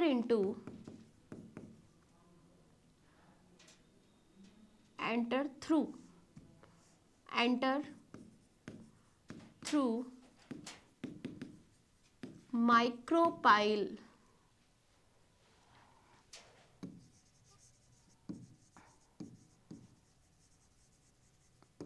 ऐसा क्यों हुआ? क्योंकि एग एपेरेटस के पास में क्या प्रेजेंट है? सिनर्जिड सेल प्रेजेंट है, और सिनर्जिड सेल के पास में कौन है? फिलीफॉर्म एपेरेटस है, जो पोलन ट्यूब को अपनी ओर क्या करता है? अट्रैक्ट करता है। साथ ही सिनर्जिड सेल कुछ ऐसा सीक्रेट करती है जो पोलन ट्यूब को अपनी ओर अट्रैक्ट करती है, यानी कि कीमोट्रोपिक मूवमेंट हो रहा है, केमिकल की तरफ अट्रैक्ट करके मूव करेगा। तो भले ही एंटर कहीं से भी करा, अब उस केमिकल से अट्रैक्ट होगा और फाइनली एम्ब्रियो सैक के माइक्रोपाइल या एग एपेरेटस की तरफ पोलन ट्यूब ग्रो करेगी, ठीक है। तो कैसे हुआ? आप कहोगे कि इधर ही क्यों गया? यू कैन से synergid cells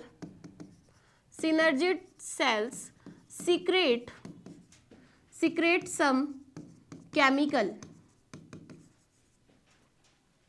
to attract pollen tube. Pollen tube को अट्रैक्ट करने के लिए क्या करेगी? सिनर्जिड सेल क्या करेगी? कुछ केमिकल सीक्रेट करेगी एंड फिलीफॉर्म एपेरेटस क्या था? Filiform apparatus finger like projection present थे। Filiform apparatus is also present who attract नहीं करेगा, बेसिकली ये क्या काम करेगा? आइला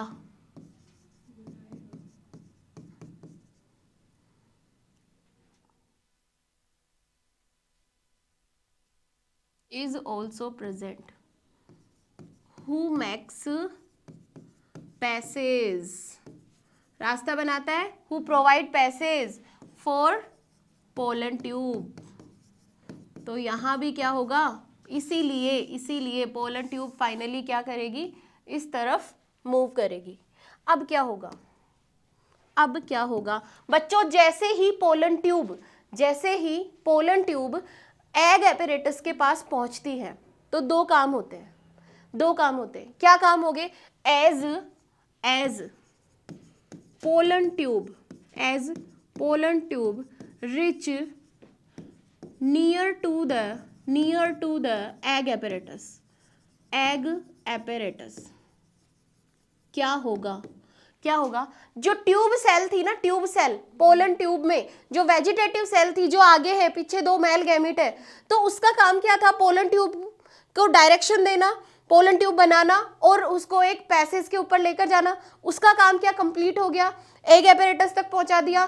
तो जैसे ही पोलन ट्यूब एग एपेरेटस के पास में पहुंचती है, वहां पर दो इवेंट होते हैं. क्या, एक तो जो वेजिटेटिव सेल है वो डीजेनरेट हो जाती है, वो क्या होगी, डीजेनरेट हो जाएगी, क्योंकि अब ट्यूब सेल का कोई और काम नहीं है. ठीक है. और क्या होगा, दूसरे इवेंट में क्या होगा, जो बीच में जो दो पोलर न्यूक्लियाई प्रेजेंट थे वो आपस में फ्यूज कर जाएंगे. उसी टाइम पर वो आपस में फ्यूज कर जाएंगे और क्या बन जाएंगे, सेकेंडरी न्यूक्लियस बन जाएंगे. ये देखो बच्चों, इधर देखो, याद करो, मैं केवल एम्ब्रियो सैक बना रही हूं.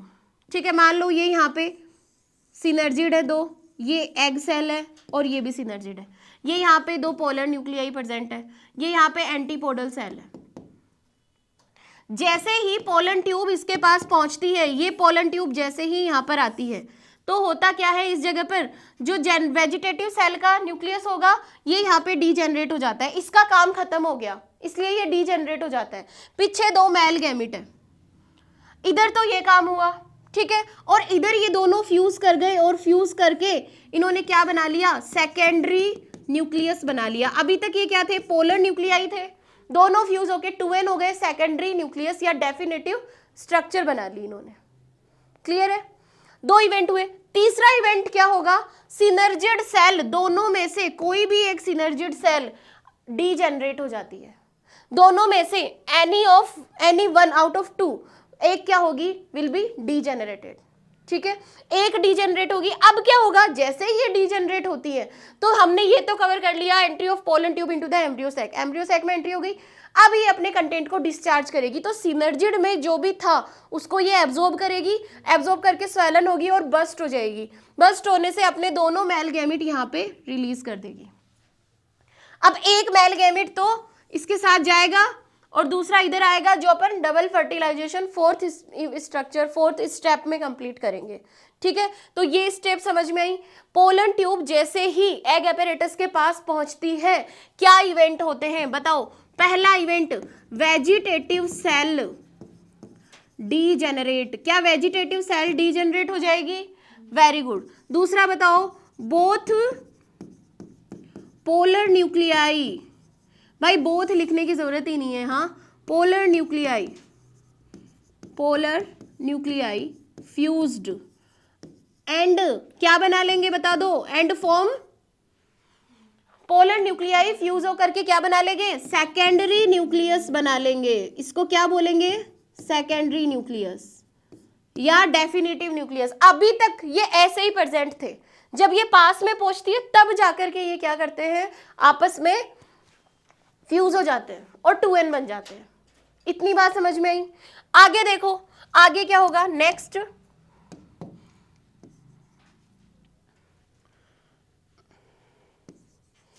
As pollen tube enters into the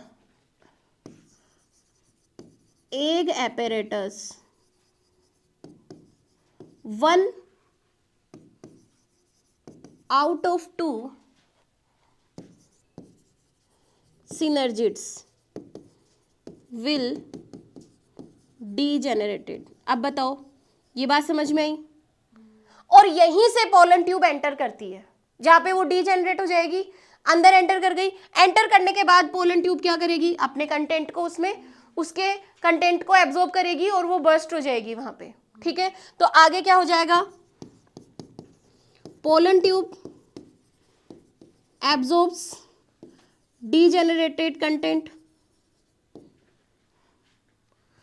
direct लिख लो, हाँ, इतना डिटेल कोई नहीं पूछने वाला आपसे। सिनर्जिड विल डीजेनरेटेड, ठीक है। तो इसके कारण क्या होगा, अंदर एंटर कर गई, pollen tube will discharge it's content, अपने कंटेंट को कहाँ डाल देगी, इन डीजेनरेटिंग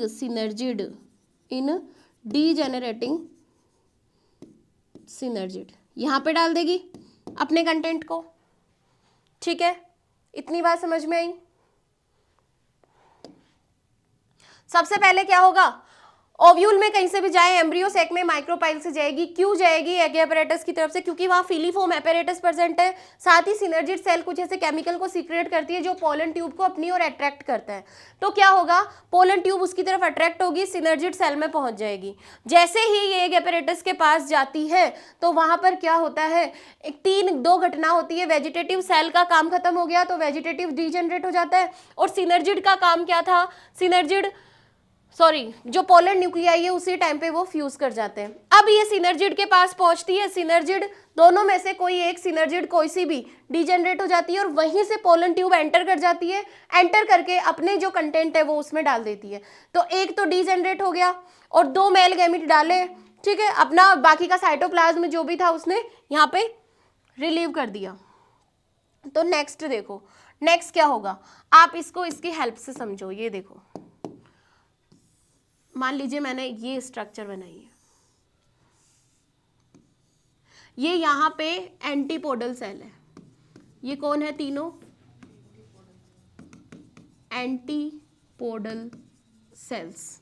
ये यहां पर पोलर न्यूक्लियाई, कौन है, पोलर न्यूक्लियाई। ये सिनर्जिड सेल है और ये पीछे एग सेल है, एग सेल, और ये दोनों होंगी सिनर्जिड सेल।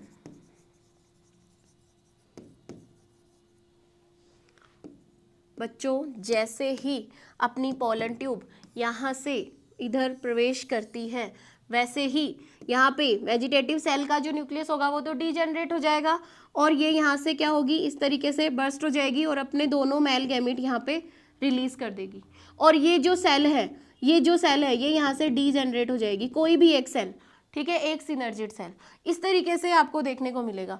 और साथ ही यहाँ पर ये दोनों आपस में फ्यूज कर जाते हैं और फ्यूज होकर के क्या बना लेते हैं, पोलर न्यूक्लियाई बना लेते हैं। तो इनको फ्यूज्ड कंडीशन में आप ऐसे दिखा सकते हो, कैसे, ये देखो ऐसे कि ये एक था और ये दूसरा था, दोनों आपस में फ्यूज कर गए, ठीक है, फ्यूज होकर के पूरे ऐसे मिक्स हो जाएंगे। आई बात समझ। तो ये डायग्राम आप देखो यहाँ पे, हाँ ये वाला डायग्राम देखो, यहाँ पे देखो, जैसे ही ये एंटर कर रही है, यहाँ पे देखो दोनों फ्यूज हो गए, पोलर न्यूक्लियाई फ्यूज हो गए, सेकेंडरी न्यूक्लियस बना लिया इन्होंने। आगे देखो, यहाँ पे सेंट्रल सेल वो वाला पोर्शन शो कर रखा है, ये एग सेल का न्यूक्लियस है, ये एक फिलीफॉर्म एपैरेटस यहाँ पे शो कर रखा है, ये सिनर्जिड सेल है, ठीक है। मेल गैमेट दो आगे दिखा रखे हैं, वेजिटेटिव को पीछे शो किया है, वेजिटेटिव न्यूक्लियस आगे होता है, दोनों मेल गैमेट पीछे होते हैं। लेकिन यहाँ पे क्योंकि ये इसका काम खत्म हो गया, ये डीजेनरेटेड है, तो इसको पीछे शो किया हुआ है, ठीक है। तो ये डायग्राम, अब आगे क्या होगा, जैसे ही ये पोलन ट्यूब ने अपने गैमेट यहाँ पे रिलीज कर दिए, तो ये 2 मेल गैमेट है, एक तो ये रहा, एक ये रहा, पोलर न्यूक्लियाई ये आपस में फ्यूज हो चुके थे। तो ये देखो यहां पर तो इनको कैसे शो किया हुआ है, ऐसे शो किया हुआ है, और इस जगह पर देखो दोनों फ्यूज कर चुके हैं, ठीक है ना, समझ में आ रहा है ना डायग्राम। और ये दोनों मेल गैमेट यहाँ पर डाल दिए गए। ये जो यहाँ पे दिख रहा है, ये फिलीफॉर्म और जो सिनर्जिड है वो पूरी डिग्रेड हो चुकी है, वो दिखाई दे रहा है, ठीक है। अब आगे क्या होगा, ये वाला पार्ट तो एग सेल से फ्यूज कर जाएगा, और जो दूसरा होगा ये वाला पार्ट होगा, ये पोलर न्यूक्लियाई से फ्यूज कर जाएगा। पोलर न्यूक्लियाई से फ्यूज होने के बाद में और इससे फ्यूज दो तरीके के फर्टिलाइजेशन होंगे, तो अपन इसको बोल देते हैं डबल फर्टिलाइजेशन। तो जो लास्ट स्टेप है वो आपको समझ में आ रही है, entry of male gamete into the embryo sac. ये समझ में आई क्या? ये डायग्राम समझ में आया? तो नेक्स्ट आ जाएगा क्या? Double fertilisation. डबल फर्टिलाइजेशन में क्या होगा? एक तो होता है क्या? सिनगैमी। सिनगैमी किसे कहते हैं? एक तो होगा सिनगैमी, दो इवेंट होंगे बच्चों, सिनगैमी एंड ट्रिपल फ्यूजन, दो इवेंट होंगे। What is syngamy? Fusion of egg cell with male gamete, one male gamete से फ्यूज होगा एग सेल, तो उसे बोलते हैं सिनगैमी। ठीक है, you can say two male gametes are released into the embryo sac। embryo sac में दो मेल गैमेट को रिलीज किया गया। One will be fuse with, one male gamete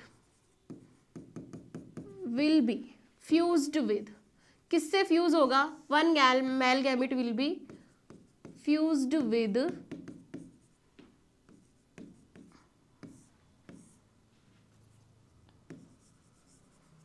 egg cell, और इसी को क्या कहते हैं? सिनगैमी कहते हैं। ये वन मेल गैमेट है, मेल गैमेट, ये फ्यूज होगा एग सेल के गैमेट से, एग सेल के न्यूक्लियस से, और फ्यूज होके क्या बना लेगा? बताओ क्या बन जाएगा? क्या जाइगोट बन जाएगा? जाइगोट, और जाइगोट से क्या बन जाएगा आगे? एम्ब्रियो बन जाएगा, एम्ब्रियो, और इसी को क्या कहा जाता है? सिनगैमी कहा जाता है। इसी को सिनगैमी कहा जाता है। क्या सिनगैमी समझ में आया? ये हुआ पहला फर्टिलाइजेशन। ठीक है, दूसरा फर्टिलाइजेशन जिसे बोलते हैं ट्रिपल फ्यूजन। क्या कहते हैं? Triple fusion. ठीक है, जहां पर आप क्या देखोगे? One male gamete,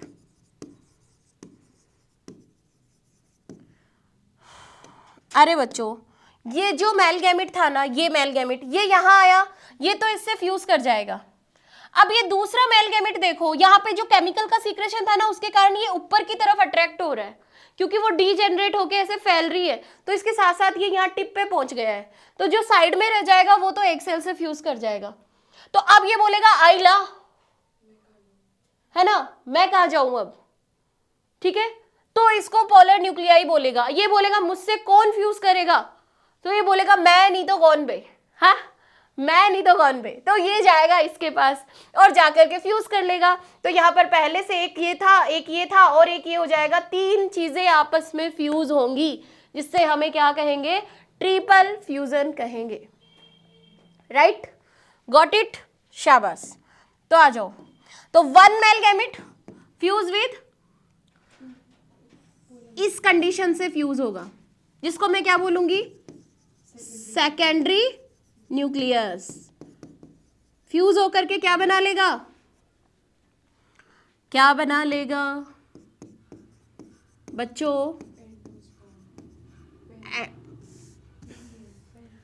PEC। क्या बोलूं इसको? प्राइमरी एंडोस्पर्म सेल, ये बोल सकते हैं। क्या बना लेगा? PEC, जो कैसा होगा? ये कैसा था? N+N था ना, फ्यूज होके 2N हो जाएगा, और ये क्या है? N। तो फाइनली प्राइमरी एंडोस्पर्म सेल बनेगी, प्राइमरी एंडोस्पर्म न्यूक्लियस, PEN।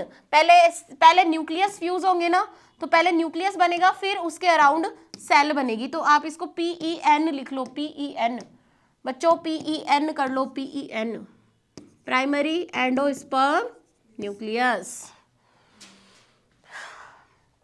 पहला फर्टिलाइजेशन एंड ये दूसरा फर्टिलाइजेशन लिख लो, नीचे लिख लो, syngamy and triple fusion. Two fertilization occurs. कितने फर्टिलाइजेशन हुए हैं? क्योंकि फर्टिलाइजेशन वेरी फर्स्ट स्टार्टिंग में, बिगनिंग में बताया था, फर्टिलाइजेशन है ही क्या, फ्यूजन है, फ्यूजन, दो फ्यूजन हुए हैं यहाँ पे, टू फर्टिलाइजेशन अकर्स, इसीलिए that is why we call it double fertilisation, इसीलिए हम इसको क्या कहते हैं, डबल फर्टिलाइजेशन कहते हैं। बताओ ये बात सही है क्या, इसीलिए अपन इसको क्या कहते हैं, डबल फर्टिलाइजेशन कहते हैं। क्या ये बात समझ में आ गई, बता दो क्या ये बात समझ में आई आपको। नेक्स्ट देखिए प्यारे बच्चों, यहां पर आफ्टर फर्टिलाइजेशन मैं बताऊं तो जो एंटीपोडल सेल थी, antipodal, three antipodal cell will degenerated, वो भी डीजेनरेटेड हो जाएंगी, उधर से दूसरी सिनर्जिड बच गई वो भी डीजेनरेट हो जाएंगी, ठीक है। अब क्या होगा, विल डीजेनरेटेड आफ्टर फर्टिलाइजेशन, अब उनका भी कोई काम नहीं है, ठीक है, तो ये भी क्या हो जाएगी, डीजेनरेट हो जाएगी। तो आफ्टर फर्टिलाइजेशन जब आप ये देखोगे, फर्टिलाइज्ड एम्ब्रियो को जब आप देखोगे तो आपको दिखाई देगा क्या, ये देखो ऐसा दिखाई देगा, डीजेनरेटिंग एंटीपोडल सेल्स दिखाई दे रही है, ये चैलेंजल एंड है। फिर इधर देखो प्राइमरी एंडोस्पर्म न्यूक्लियस दिखाई दे रहा है, प्राइमरी एंडोस्पर्म न्यूक्लियस, और यहाँ पे जो सेल थी ना बीच में, सेंट्रल सेल, कल जो मैंने आपको बताई थी, ये सेंट्रल सेल फर्टिलाइजेशन के बाद में जब ये तीनों फ्यूज कर जाते हैं, ट्रिपल फ्यूजन हो जाता है, तो ये किस में कन्वर्ट हो जाती है, प्राइमरी एंडोस्पर्म सेल में। यही कौन सी सेल, यही सेंट्रल सेल अब क्या कहलाएगी, ये सेंट्रल सेल कहलाती है, प्राइमरी एंडोस्पर्म सेल, और ये न्यूक्लियस जो तीन न्यूक्लियस के फ्यूजन से बना है, ये क्या कहलाएगा, primary endosperm nucleus. Got it. आगे देखो, यहां पे जहां पर ये एम्ब्रियो था, जहां पर एग सेल थी, वहीं पे जाइगोट बनेगा, वहीं पे एम्ब्रियो ग्रो करेगा, और ये डीजेनरेटिंग सिनर्जिड सेल है, और ये कौन सा एंड है बताओ, कौन सा एंड है, ये माइक्रोपाइलर एंड होगा, और ये कौन सा एंड है, ये चैलेंजल एंड होगा। क्या माइक्रोपाइलर इसको जाइगोट को यहां पे बना सकती हूं मैं, बना सकते हैं, तो फिर ये उल्टा बनाना है भाई, जाइगोट इधर भी हो सकता है। अब मैंने पिछला डायग्राम में इसको यहां शो किया था क्योंकि अपना माइक्रोपाइल इधर था, इसने इसको उल्टा बनाया, इसने माइक्रोपाइल ऊपर शो किया है, तो कोई बात नहीं, जहां माइक्रोपाइल होगा वहीं पे जाइगोट होगा, वहीं पे एम्ब्रियो होगा। आपको पूछा जाए कि डेवलपिंग एम्ब्रियो कहाँ लोकेटेड है, उसकी लोकेशन क्या है, उसकी पोजीशन क्या है, तो आप क्या कहोगे, टुवर्ड्स माइक्रोपाइल एंड, जहां पर एग सेल थी, एट द, क्या लिखूं बताओ, at the location of egg cell, ठीक है, एम्ब्रियो इज डेवलप, यहीं पे एम्ब्रियो डेवलप करेगा, एंड जाइगोट, भाई जाइगोट भी यहीं सिचुएट होगा, जाइगोट से ही तो एम्ब्रियो बना है कि नहीं, जाइगोट से ही एम्ब्रियो बना है। तो आपको पूछे कि एग सेल कहाँ है, माइक्रोपाइल पे, जाइगोट कहाँ बना, माइक्रोपाइल पे बना, एम्ब्रियो कहाँ बना, एम्ब्रियो भी वहीं बनेगा भैया, वहीं बनेगा, माइक्रोपाइल पे बनेगा। तो location of egg cell, embryo is develop at micropyle end, कहाँ पर होगा ये सब, माइक्रोपाइल एंड पर होगा, माइक्रोपाइल एंड पर होगा, ठीक है। आगे की बात करें अगर, तो ये देखो, ये जो अपना PEN है, यहां पे डीजेनरेटिंग एंटीपोडल सेल है, ये मैंने बना दी डीजेनरेटिंग एंटीपोडल सेल्स, ठीक है। ये यहां पे डीजेनरेटिंग सिनर्जिड सेल है, और ये यहां पर कौन है, ये कौन है बच्चों, ये जाइगोट है, इसको मैं क्या बोल दूं, PEN, और बीच में ये जो सेल है जिसे मैंने सेंट्रल सेल बोला था, largest cell of embryo sac बोला था, ये किस में कन्वर्ट हो जाएगी, प्राइमरी एंडोस्पर्म सेल में कन्वर्ट हो जाएगी। अभी ये एक सेल है, अभी ये एक सेल है, अब ये सेल क्या करती है, माइटोसिस करती है बेटा, क्या करेगी, माइटोसिस करेगी, बहुत सारी सेल्स बनाएगी, क्या सेल्स के ग्रुप को टिश्यू कह दे, टिश्यू बना लेगी, इस टिश्यू में फूड भरा हुआ रहता है, रिजर्व फूड प्रेजेंट रहता है, और ये बन जाता है मल्टी सेलुलर स्ट्रक्चर, जिसे हम क्या बोलते हैं फाइनली, एंडोस्पर्म बोलते हैं। फर्क समझ में आया, PEC में और एंडोस्पर्म में क्या फर्क है, ठीक है। तो फिर फाइनली क्या बन जाएगा, एंडोस्पर्म बन जाएगा, और ये प्राइमरी एंडोस्पर्म न्यूक्लियस है, इसमें कन्वर्ट हो जाएगा, ठीक है। तो नेक्स्ट आ जाएगा सिग्निफिकेंस ऑफ डबल फर्टिलाइजेशन। क्या सिग्निफिकेंस है, क्या फायदा है डबल फर्टिलाइजेशन का, ये क्यों हुआ होगा बता सकते हो? Due to double fertilisation endosperm बनता है। डबल फर्टिलाइजेशन के कारण क्या हुआ, एंडोस्पर्म बना। And what does endosperm do, करता क्या है एंडोस्पर्म? एंडोस्पर्म जो है वो डेवलपिंग एम्ब्रियो को न्यूट्रिशन देता है। तो अगर डबल फर्टिलाइजेशन नहीं होता तो एंडोस्पर्म नहीं बन पाता। एंडोस्पर्म नहीं बन पाता तो डेवलपिंग एम्ब्रियो को न्यूट्रिशन कौन देता? डेवलपिंग एम्ब्रियो को न्यूट्रिशन नहीं मिलता। न्यूट्रिशन नहीं मिलता तो क्या वो ग्रो कर पाता? नहीं। सीड जो होते वो एम्ब्रियो लेस होते और इनवायबल होते। इसलिए कितना बड़ा सिग्निफिकेंस है डबल फर्टिलाइजेशन का। ठीक है, तो आप लिखिए आफ्टर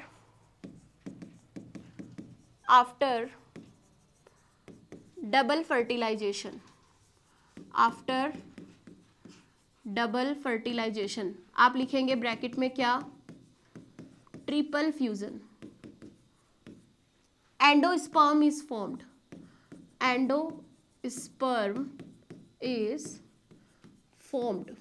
और ये क्या काम करता है endosperm? It provides nutrition, it provides nutrition to developing, ये जो है ये डेवलपिंग एम्ब्रियो को न्यूट्रिशन प्रोवाइड कराता है। ठीक है, तो आगे क्या होगा? डेवलपिंग एम्ब्रियो, अगर ये नहीं होता तो फिर डेवलपिंग एम्ब्रियो को न्यूट्रिशन कौन देगा? नहीं दे पाएंगे। न्यूट्रिशन नहीं मिलेगा तो फिर फाइनली क्या होगा? सीड में जो एम्ब्रियो होगा वो डेड होगा, इनवायबल सीड होगा, एम्ब्रियो लेस सीड होगा। ठीक है, तो नेक्स्ट हम लिख दे कि if endosperm is not formed, if endosperm is not formed,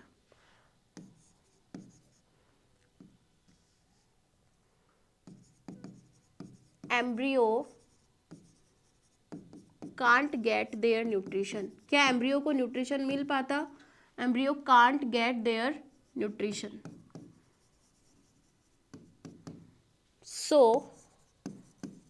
formed seeds, जो बनने वाले सीड हैं, फॉर्म्ड सीड्स आर कैसे होंगे?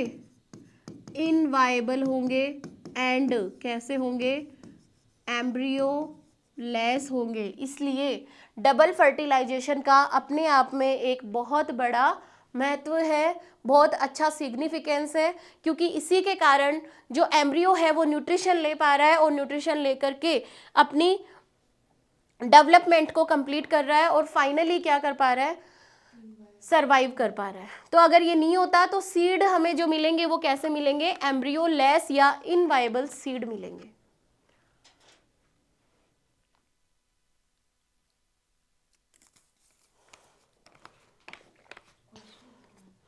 बताओ क्या ये ओके हुआ? अभी क्वेश्चन नेक्स्ट आएगा एंडोस्पर्म। बच्चों अपन आ गए हैं पोस्ट फर्टिलाइजेशन इवेंट्स में। प्री पढ़ लिया है, फर्टिलाइजेशन पढ़ लिया है, अब हम पोस्ट में आ गए हैं। पोस्ट फर्टिलाइजेशन में क्या होगा? एंडोस्पर्म बनेगा और क्या बनेगा? एम्ब्रियो बनेगा, सीड बनेगा, फ्रूट बनेगा, ये सारे इवेंट्स होंगे। अब हम पहुंच चुके हैं post fertilisation structure and events में। ठीक है, पोस्ट फर्टिलाइजेशन में हम पढ़ने वाले हैं एंडोस्पर्म। ठीक है, तो एंडोस्पर्म के बारे में बताओ, कहां से बना है? Formed by triple fusion. क्या ये ट्रिपल फ्यूजन से बना है? बिल्कुल सही है। एंडोस्पर्म डिराइव्ड बाय, कहां से डिराइव्ड होता है? पीईसी से। पीईसी से डिराइव्ड होता है क्या बताओ? प्राइमरी एंडोस्पर्म सेल्स, पीईसी से डिराइव्ड होता है। क्या इसके अंदर न्यूट्रिशन प्रेजेंट होता है? न्यूट्रिशन प्रोवाइड कराता है ये, तो you can say filled with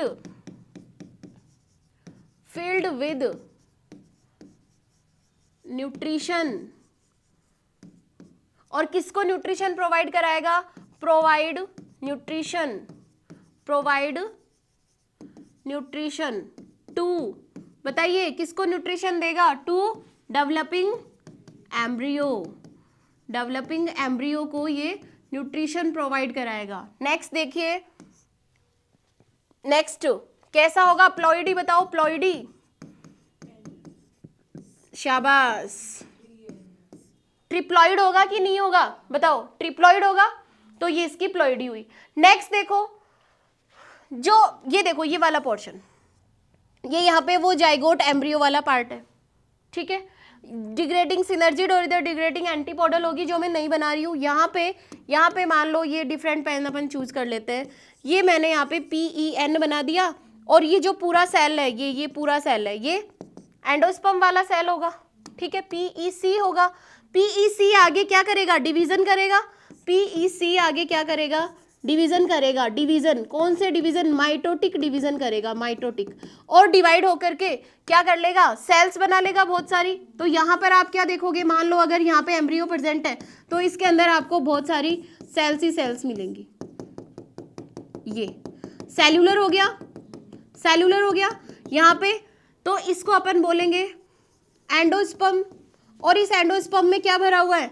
nutrition भरा हुआ है। हमारा एम्ब्रियो कंटिन्यू क्या करेगा? इससे न्यूट्रिशन लेता रहेगा, ठीक है। न्यूट्रिशन कंप्लीट करने के बाद में फाइनली डेवलपमेंट करता रहेगा। बात समझ में आई? तो यहाँ पर जो आपका एंडोस्पर्म है ये कैसा हो सकता है? It can be two type. ये तो हुआ सेल्यूलर एंडोस्पर्म, इसको मैं क्या बोलूंगी? Cellular endosperm. और सेल्यूलर एंडोस्पर्म का एग्जाम्पल कौन है? एग्जाम्पल है white kernel of coconut. White kernel of coconut, जो गिरी वाला पार्ट है जो हम खाते हैं, वो सेल्यूलर का एग्जाम्पल है। कई बार क्या होगा कि इसी में जहां मैंने ये डेवलपिंग एम्ब्रियो है, यहाँ पर जो PEN है ये सेंट्रल सेल हो गई पूरी, ठीक है। यहाँ पे ये वाला पोर्शन है, ठीक है। अब इसमें क्या होगा? न्यूक्लियर डिवीजन होंगे केवल। डिवीजन कैसे हो रहे हैं? Free nuclear division, free nuclear division. Free nuclear division कल भी मैंने आपको बताया था, जब फ्री न्यूक्लियर डिवीजन होते हैं तो मल्टी न्यूक्लिएटेड कंडीशन आ जाती है। सेल वॉल नहीं बनेगी, पहले न्यूक्लियस डिवाइड करेगा, न्यूक्लियस न्यूक्लियस न्यूक्लियस, ऐसे बहुत सारे न्यूक्लियस आ गए। इस कंडीशन को क्या कहेंगे?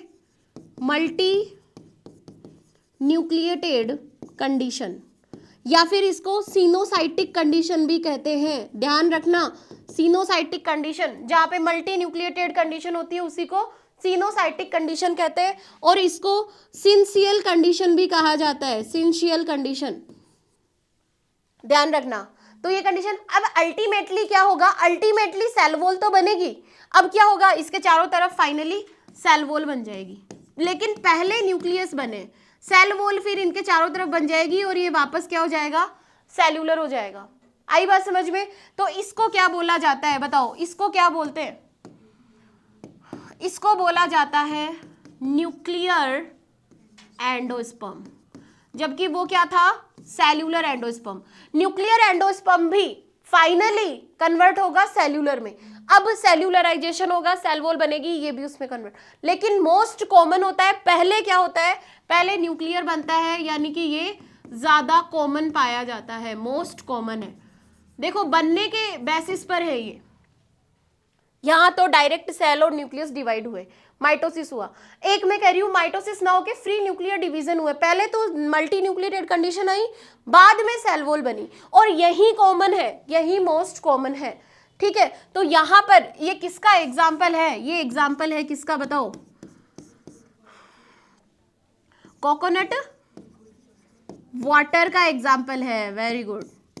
जो वाटर है उसमें वो फ्री न्यूक्लियर एंडोस्पर्म है, और जो व्हाइट कर्नल गिरी वाला पार्ट है जो खाते हैं हम, वो क्या है? सेल्यूलर एंडोस्पर्म है। क्या ये बात समझ में आई आपको? Very good. अब देखो इसके अंदर यहाँ पे एम्ब्रियो ग्रो कर रहा है, ये क्या करेगा? न्यूट्रिशन लेता जाएगा।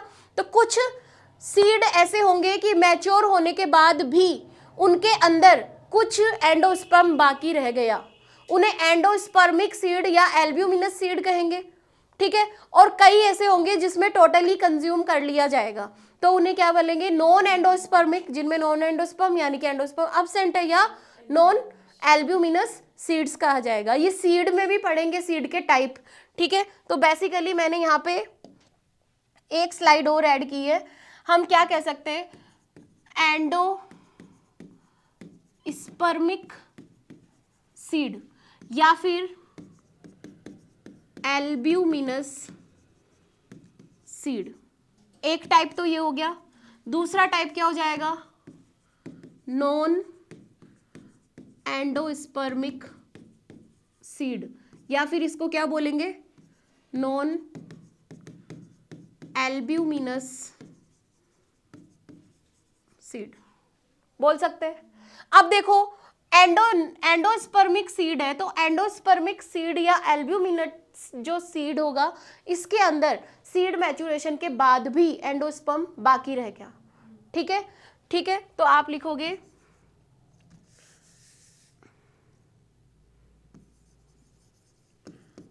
endosperm is remains after seed maturation, means not consumed completely, means क्या होगा, एंडोस्पर्म completely कंज्यूम नहीं होगा। एग्जाम्पल बता सकते हो, अभी तो बताया, जैसे कि कोकोनट, जैसे कि कैस्टर, इनमें क्या प्रेजेंट है, एंडोस्पर्म पाया जाता है। कुछ ऐसे होंगे जिनमें endosperm is completely consumed, endosperm is completely consumed after seed maturation. Before seed maturation करेंगे ना तो बेटर रहेगा, consumed during seed maturation. Seed maturation के दौरान कंप्लीटली कंज्यूम हो जाएगा। और इसका एग्जाम्पल बता दो फटाफट, बीन्स क्या इसके एग्जाम्पल हो जाएंगे, क्या पी इसका एग्जाम्पल हो जाएगा, बताए हुए एग्जाम्पल है क्या, ग्राउंड नट इसका एग्जाम्पल होगा, ग्राउंड नट बताओ, ग्राउंड नट भी इसी का एग्जाम्पल होगा। देखते हो आप, क्या उनमें प्रेजेंट होता है क्या एंडोस्पर्म, नहीं होता है, प्रेजेंट कहाँ है, कोकोनट और कैस्टर में। एंडोस्पर्म इज रिमेन्स, एंडोस्पर्म शेष रह जाता है after seed maturation, means endosperm is not consumed completely, और वहां पर endosperm is consumed completely during seed maturation, complete हो जाएगा। तो फिर क्या होगा, एग्जाम्पल आ जाएंगे बीन्स, पी, ग्राउंड नट, जिसे बोलेंगे नॉन एंडोस्पर्मिक या नॉन एल्ब्यूमिनस सीड्स कहेंगे। तो post fertilisation structure and event में अपन ने एंडोस्पर्म को कंप्लीट कर लिया है। नेक्स्ट हम पढ़ेंगे embryo development, then seed formation और फ्रूट फॉर्मेशन, फिर एक छोटा सा पॉइंट पॉली एम्ब्रियोनी बचेगा, और चैप्टर कोशिश करूंगी कि कल अपन ये चैप्टर फिनिश कर लेंगे, ठीक है, और नेक्स्ट चैप्टर परसों स्टार्ट कर देंगे। चलो आ जाओ स्टूडेंट्स, कुछ क्वेश्चंस है आपके लिए। In angiosperm, haploid, diploid and triploid structure of a fertilized embryo sex sequentially are. बताओ, आपके लिए 1 करोड़ का क्वेश्चन। अब आपका शो शुरू होता है, कौन बनेगा करोड़पति?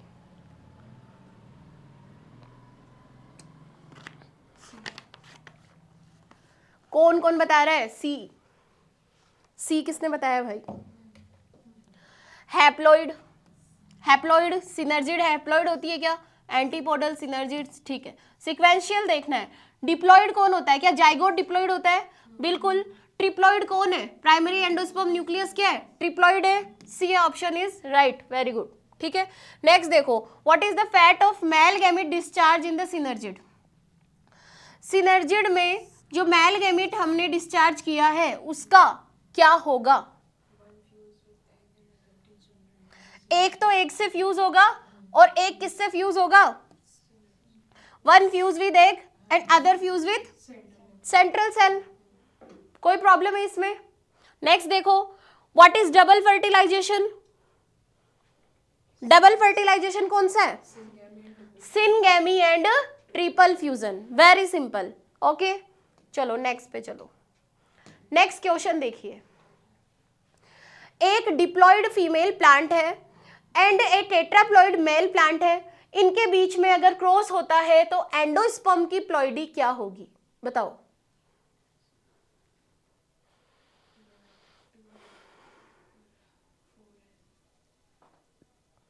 4n होगा, टेट्राप्लॉइड बता रहे हो, चलो शाबाश।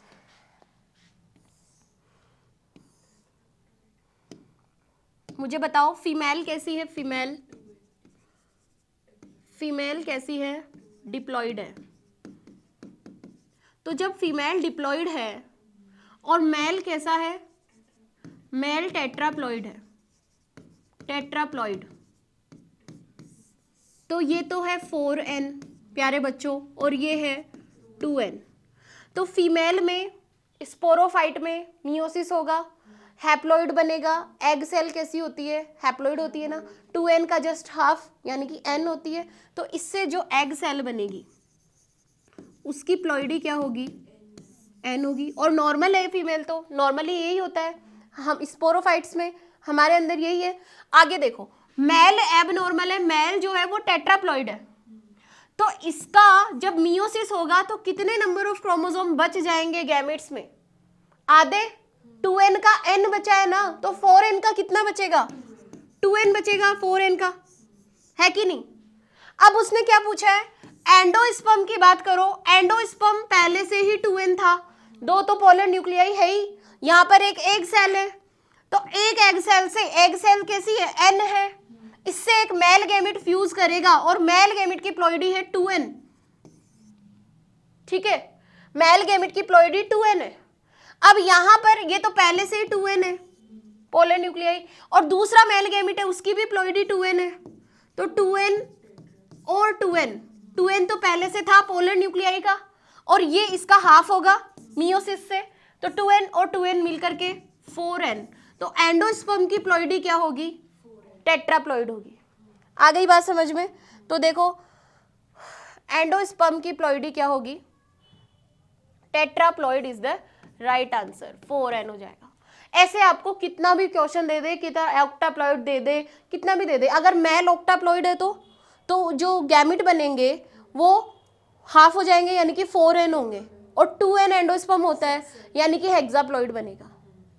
अगर फीमेल आपको दे दे कि फीमेल टेट्राप्लॉइड है, तो फीमेल अगर टेट्राप्लॉइड है तो गैमेट कैसा होगा, 2n, यानी कि दोनों पोलर न्यूक्लियाई 2n 2n है, यानी कि एंडोस्पर्म टेट्राप्लॉइड तो पहले से ही है।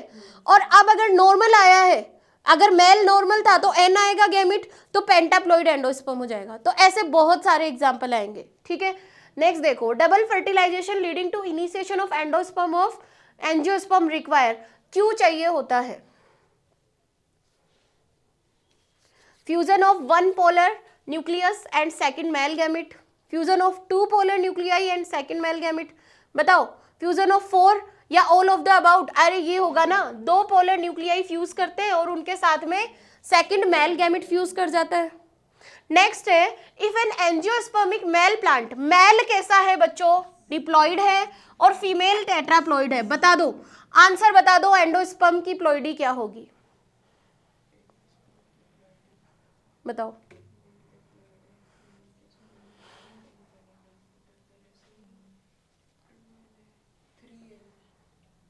3n बता रहे हो। देखो मेल कैसा है बच्चों, मेल डिप्लॉइड है, मेल डिप्लॉइड है, मियोसिस करके गैमेट बनाएगा, गैमेट में हाफ नंबर ऑफ क्रोमोसोम चले जाते हैं, गैमेट हैप्लॉइड होगा। फीमेल टेट्राप्लॉइड है, फीमेल मियोसिस करके जो गैमेट बनाएगी वो हाफ होंगे यानी कि वो 2n होंगे, क्योंकि ये खुद कैसी है, 4n है। बात समझ में आ गई। अब एंडोस्पर्म में जो सेल है ये भी 2n होगा, ये भी 2n होगा, एग सेल है तो ये भी 2n होगी, तो 2n और 2n 4n हो गया, 4n तो पहले से था।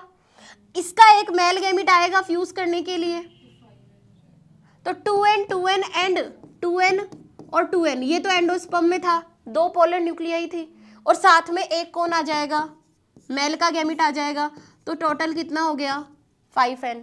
तो जो एंडोस्पर्म बनेगा उसकी प्लॉइडी क्या होगी? पोलर न्यूक्लियाई तो n नहीं होते, तो n प्लस n, तो वो 2n पहले से ही, तो फिर और एक जाएगा तो 3n हो जाएगा। कैसे? पोलर न्यूक्लियाई तो दोनों मिलाकर 2n थे ना, n प्लस n, हाँ, तो वो 2n ऑलरेडी है, तो और वापस कहाँ से 2n जाना है? आइला आइला वापस समझो। एक तो मैं तुम्हें नॉर्मल सिचुएशन बताती हूँ, ठीक है, और एक एक्सपेरिमेंट वाली, ठीक है। नॉर्मल सिचुएशन देखो, फीमेल जो है वो 2n है, तो एग सेल बताओ n बनेगी, एंटीपोडल n बनेगी, सिनर्जिड n बनेगी। उस एक मेगा स्पोर के माइटोसिस से ही तो बन रहे थे सारे, और मेगा स्पोर n था, तो वो सारी सेल्स n थी। तो क्या इसके अंदर जो एंडोस्पर्म बनाने वाली है, जो पोलर न्यूक्लियाई है, पोलर न्यूक्लियाई 2 थे बच्चों, 2 थे ना, तो एक n है और दूसरा भी n है। बात समझ में आ गई? और ये भी n है, और ये n और n बाद में फ्यूज होके 2n हो जाता है, ठीक है। मेल कैसा है? मेल 2n है, यानी कि मेल में जब मियोसिस होगा और मेल में जब गैमिट बनेंगे तो वो कैसे होंगे? दोनों मेल गैमिट n और n होंगे। एक तो एंडोस्पर्म से फ्यूज करेगा और एक एग सेल से फ्यूज करेगा, 2 मेल गैमिट बनेंगे, दोनों ही n होंगे। लेकिन अपन को एंडोस्पर्म की प्लॉइडी पूछी है, ठीक है। तो अब इधर देखो, अब मैं ये कहूं सेम बात, मैं ये कहूं कि फीमेल टेट्राप्लॉइड है, तो बताओ मियोसिस करके जो एग बनेगा, जब ये 2n था तो n बन रहा था, तो जब ये 4n होगा तो ये कितना होगा? आधा हो गया, कोई दिक्कत नहीं है। एग सेल की प्लॉइडी 2n है। अब देखो मेल की प्लॉइडी कितनी है? मेल तो डिप्लॉइड है भाई, नॉर्मल है मेल तो, डिप्लॉइड है तो कोई बात नहीं, डिप्लॉइड है तो इसके गैमिट n बनेंगे, गैमिट जो बनेंगे मेल के गैमिट वो हैप्लॉइड होंगे। अब फीमेल का एग अगर 2n है, यानी कि सिनर्जिड भी 2n है, एंटीपोडल भी 2n है, सेंट्रल सेल में भी 2 2n न्यूक्लियाई होंगे, तो यहाँ पे n और n थे ना, कहाँ? Polar nuclei. तो यहाँ पे बताओ पोलर न्यूक्लियाई क्या होंगे? 2n होगा और दूसरा भी 2n होगा, और फ्यूज होकर के 4n बना लेगा। इस 4n से जब मेल गैमिट n फ्यूज करेगा तो क्या बनेगा बताओ? 5n बनेगा, दैट इज पेंटाप्लॉइड। आया? Got it? Very good. Next देखो,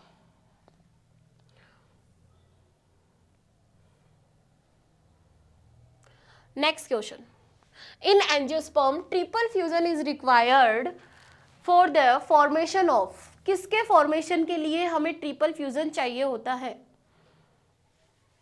ट्रिपल फ्यूजन से क्या बनता है? एंडोस्पर्म बनता है, इतना तो सोचना ही नहीं था। Double fertilization is character of, angiosperm का कैरेक्टर है प्यारे बच्चों, एंजियोस्पर्म का कैरेक्टर है, सब क्वेश्चन पूछे हुए हैं PYQ। Double fertilization and triple fusion were discovered by, बताओ किसने डिस्कवर्ड किया था? तो इसके साथ में एक और है, तो ये याद रख लेना, B option is the right answer. Next है double fertilization is fusion of, double fertilization में किसका फ्यूजन होता है बताओ? एक मेल गैमेट फ्यूज होगा एग सेल के साथ में और दूसरा फ्यूज होगा सेकेंडरी न्यूक्लियस के साथ में। डी ऑप्शन क्या होगा? राइट ऑप्शन होगा। So students, if you like our efforts and our content, be a part of our beautiful family. Thank you so much and all the very best.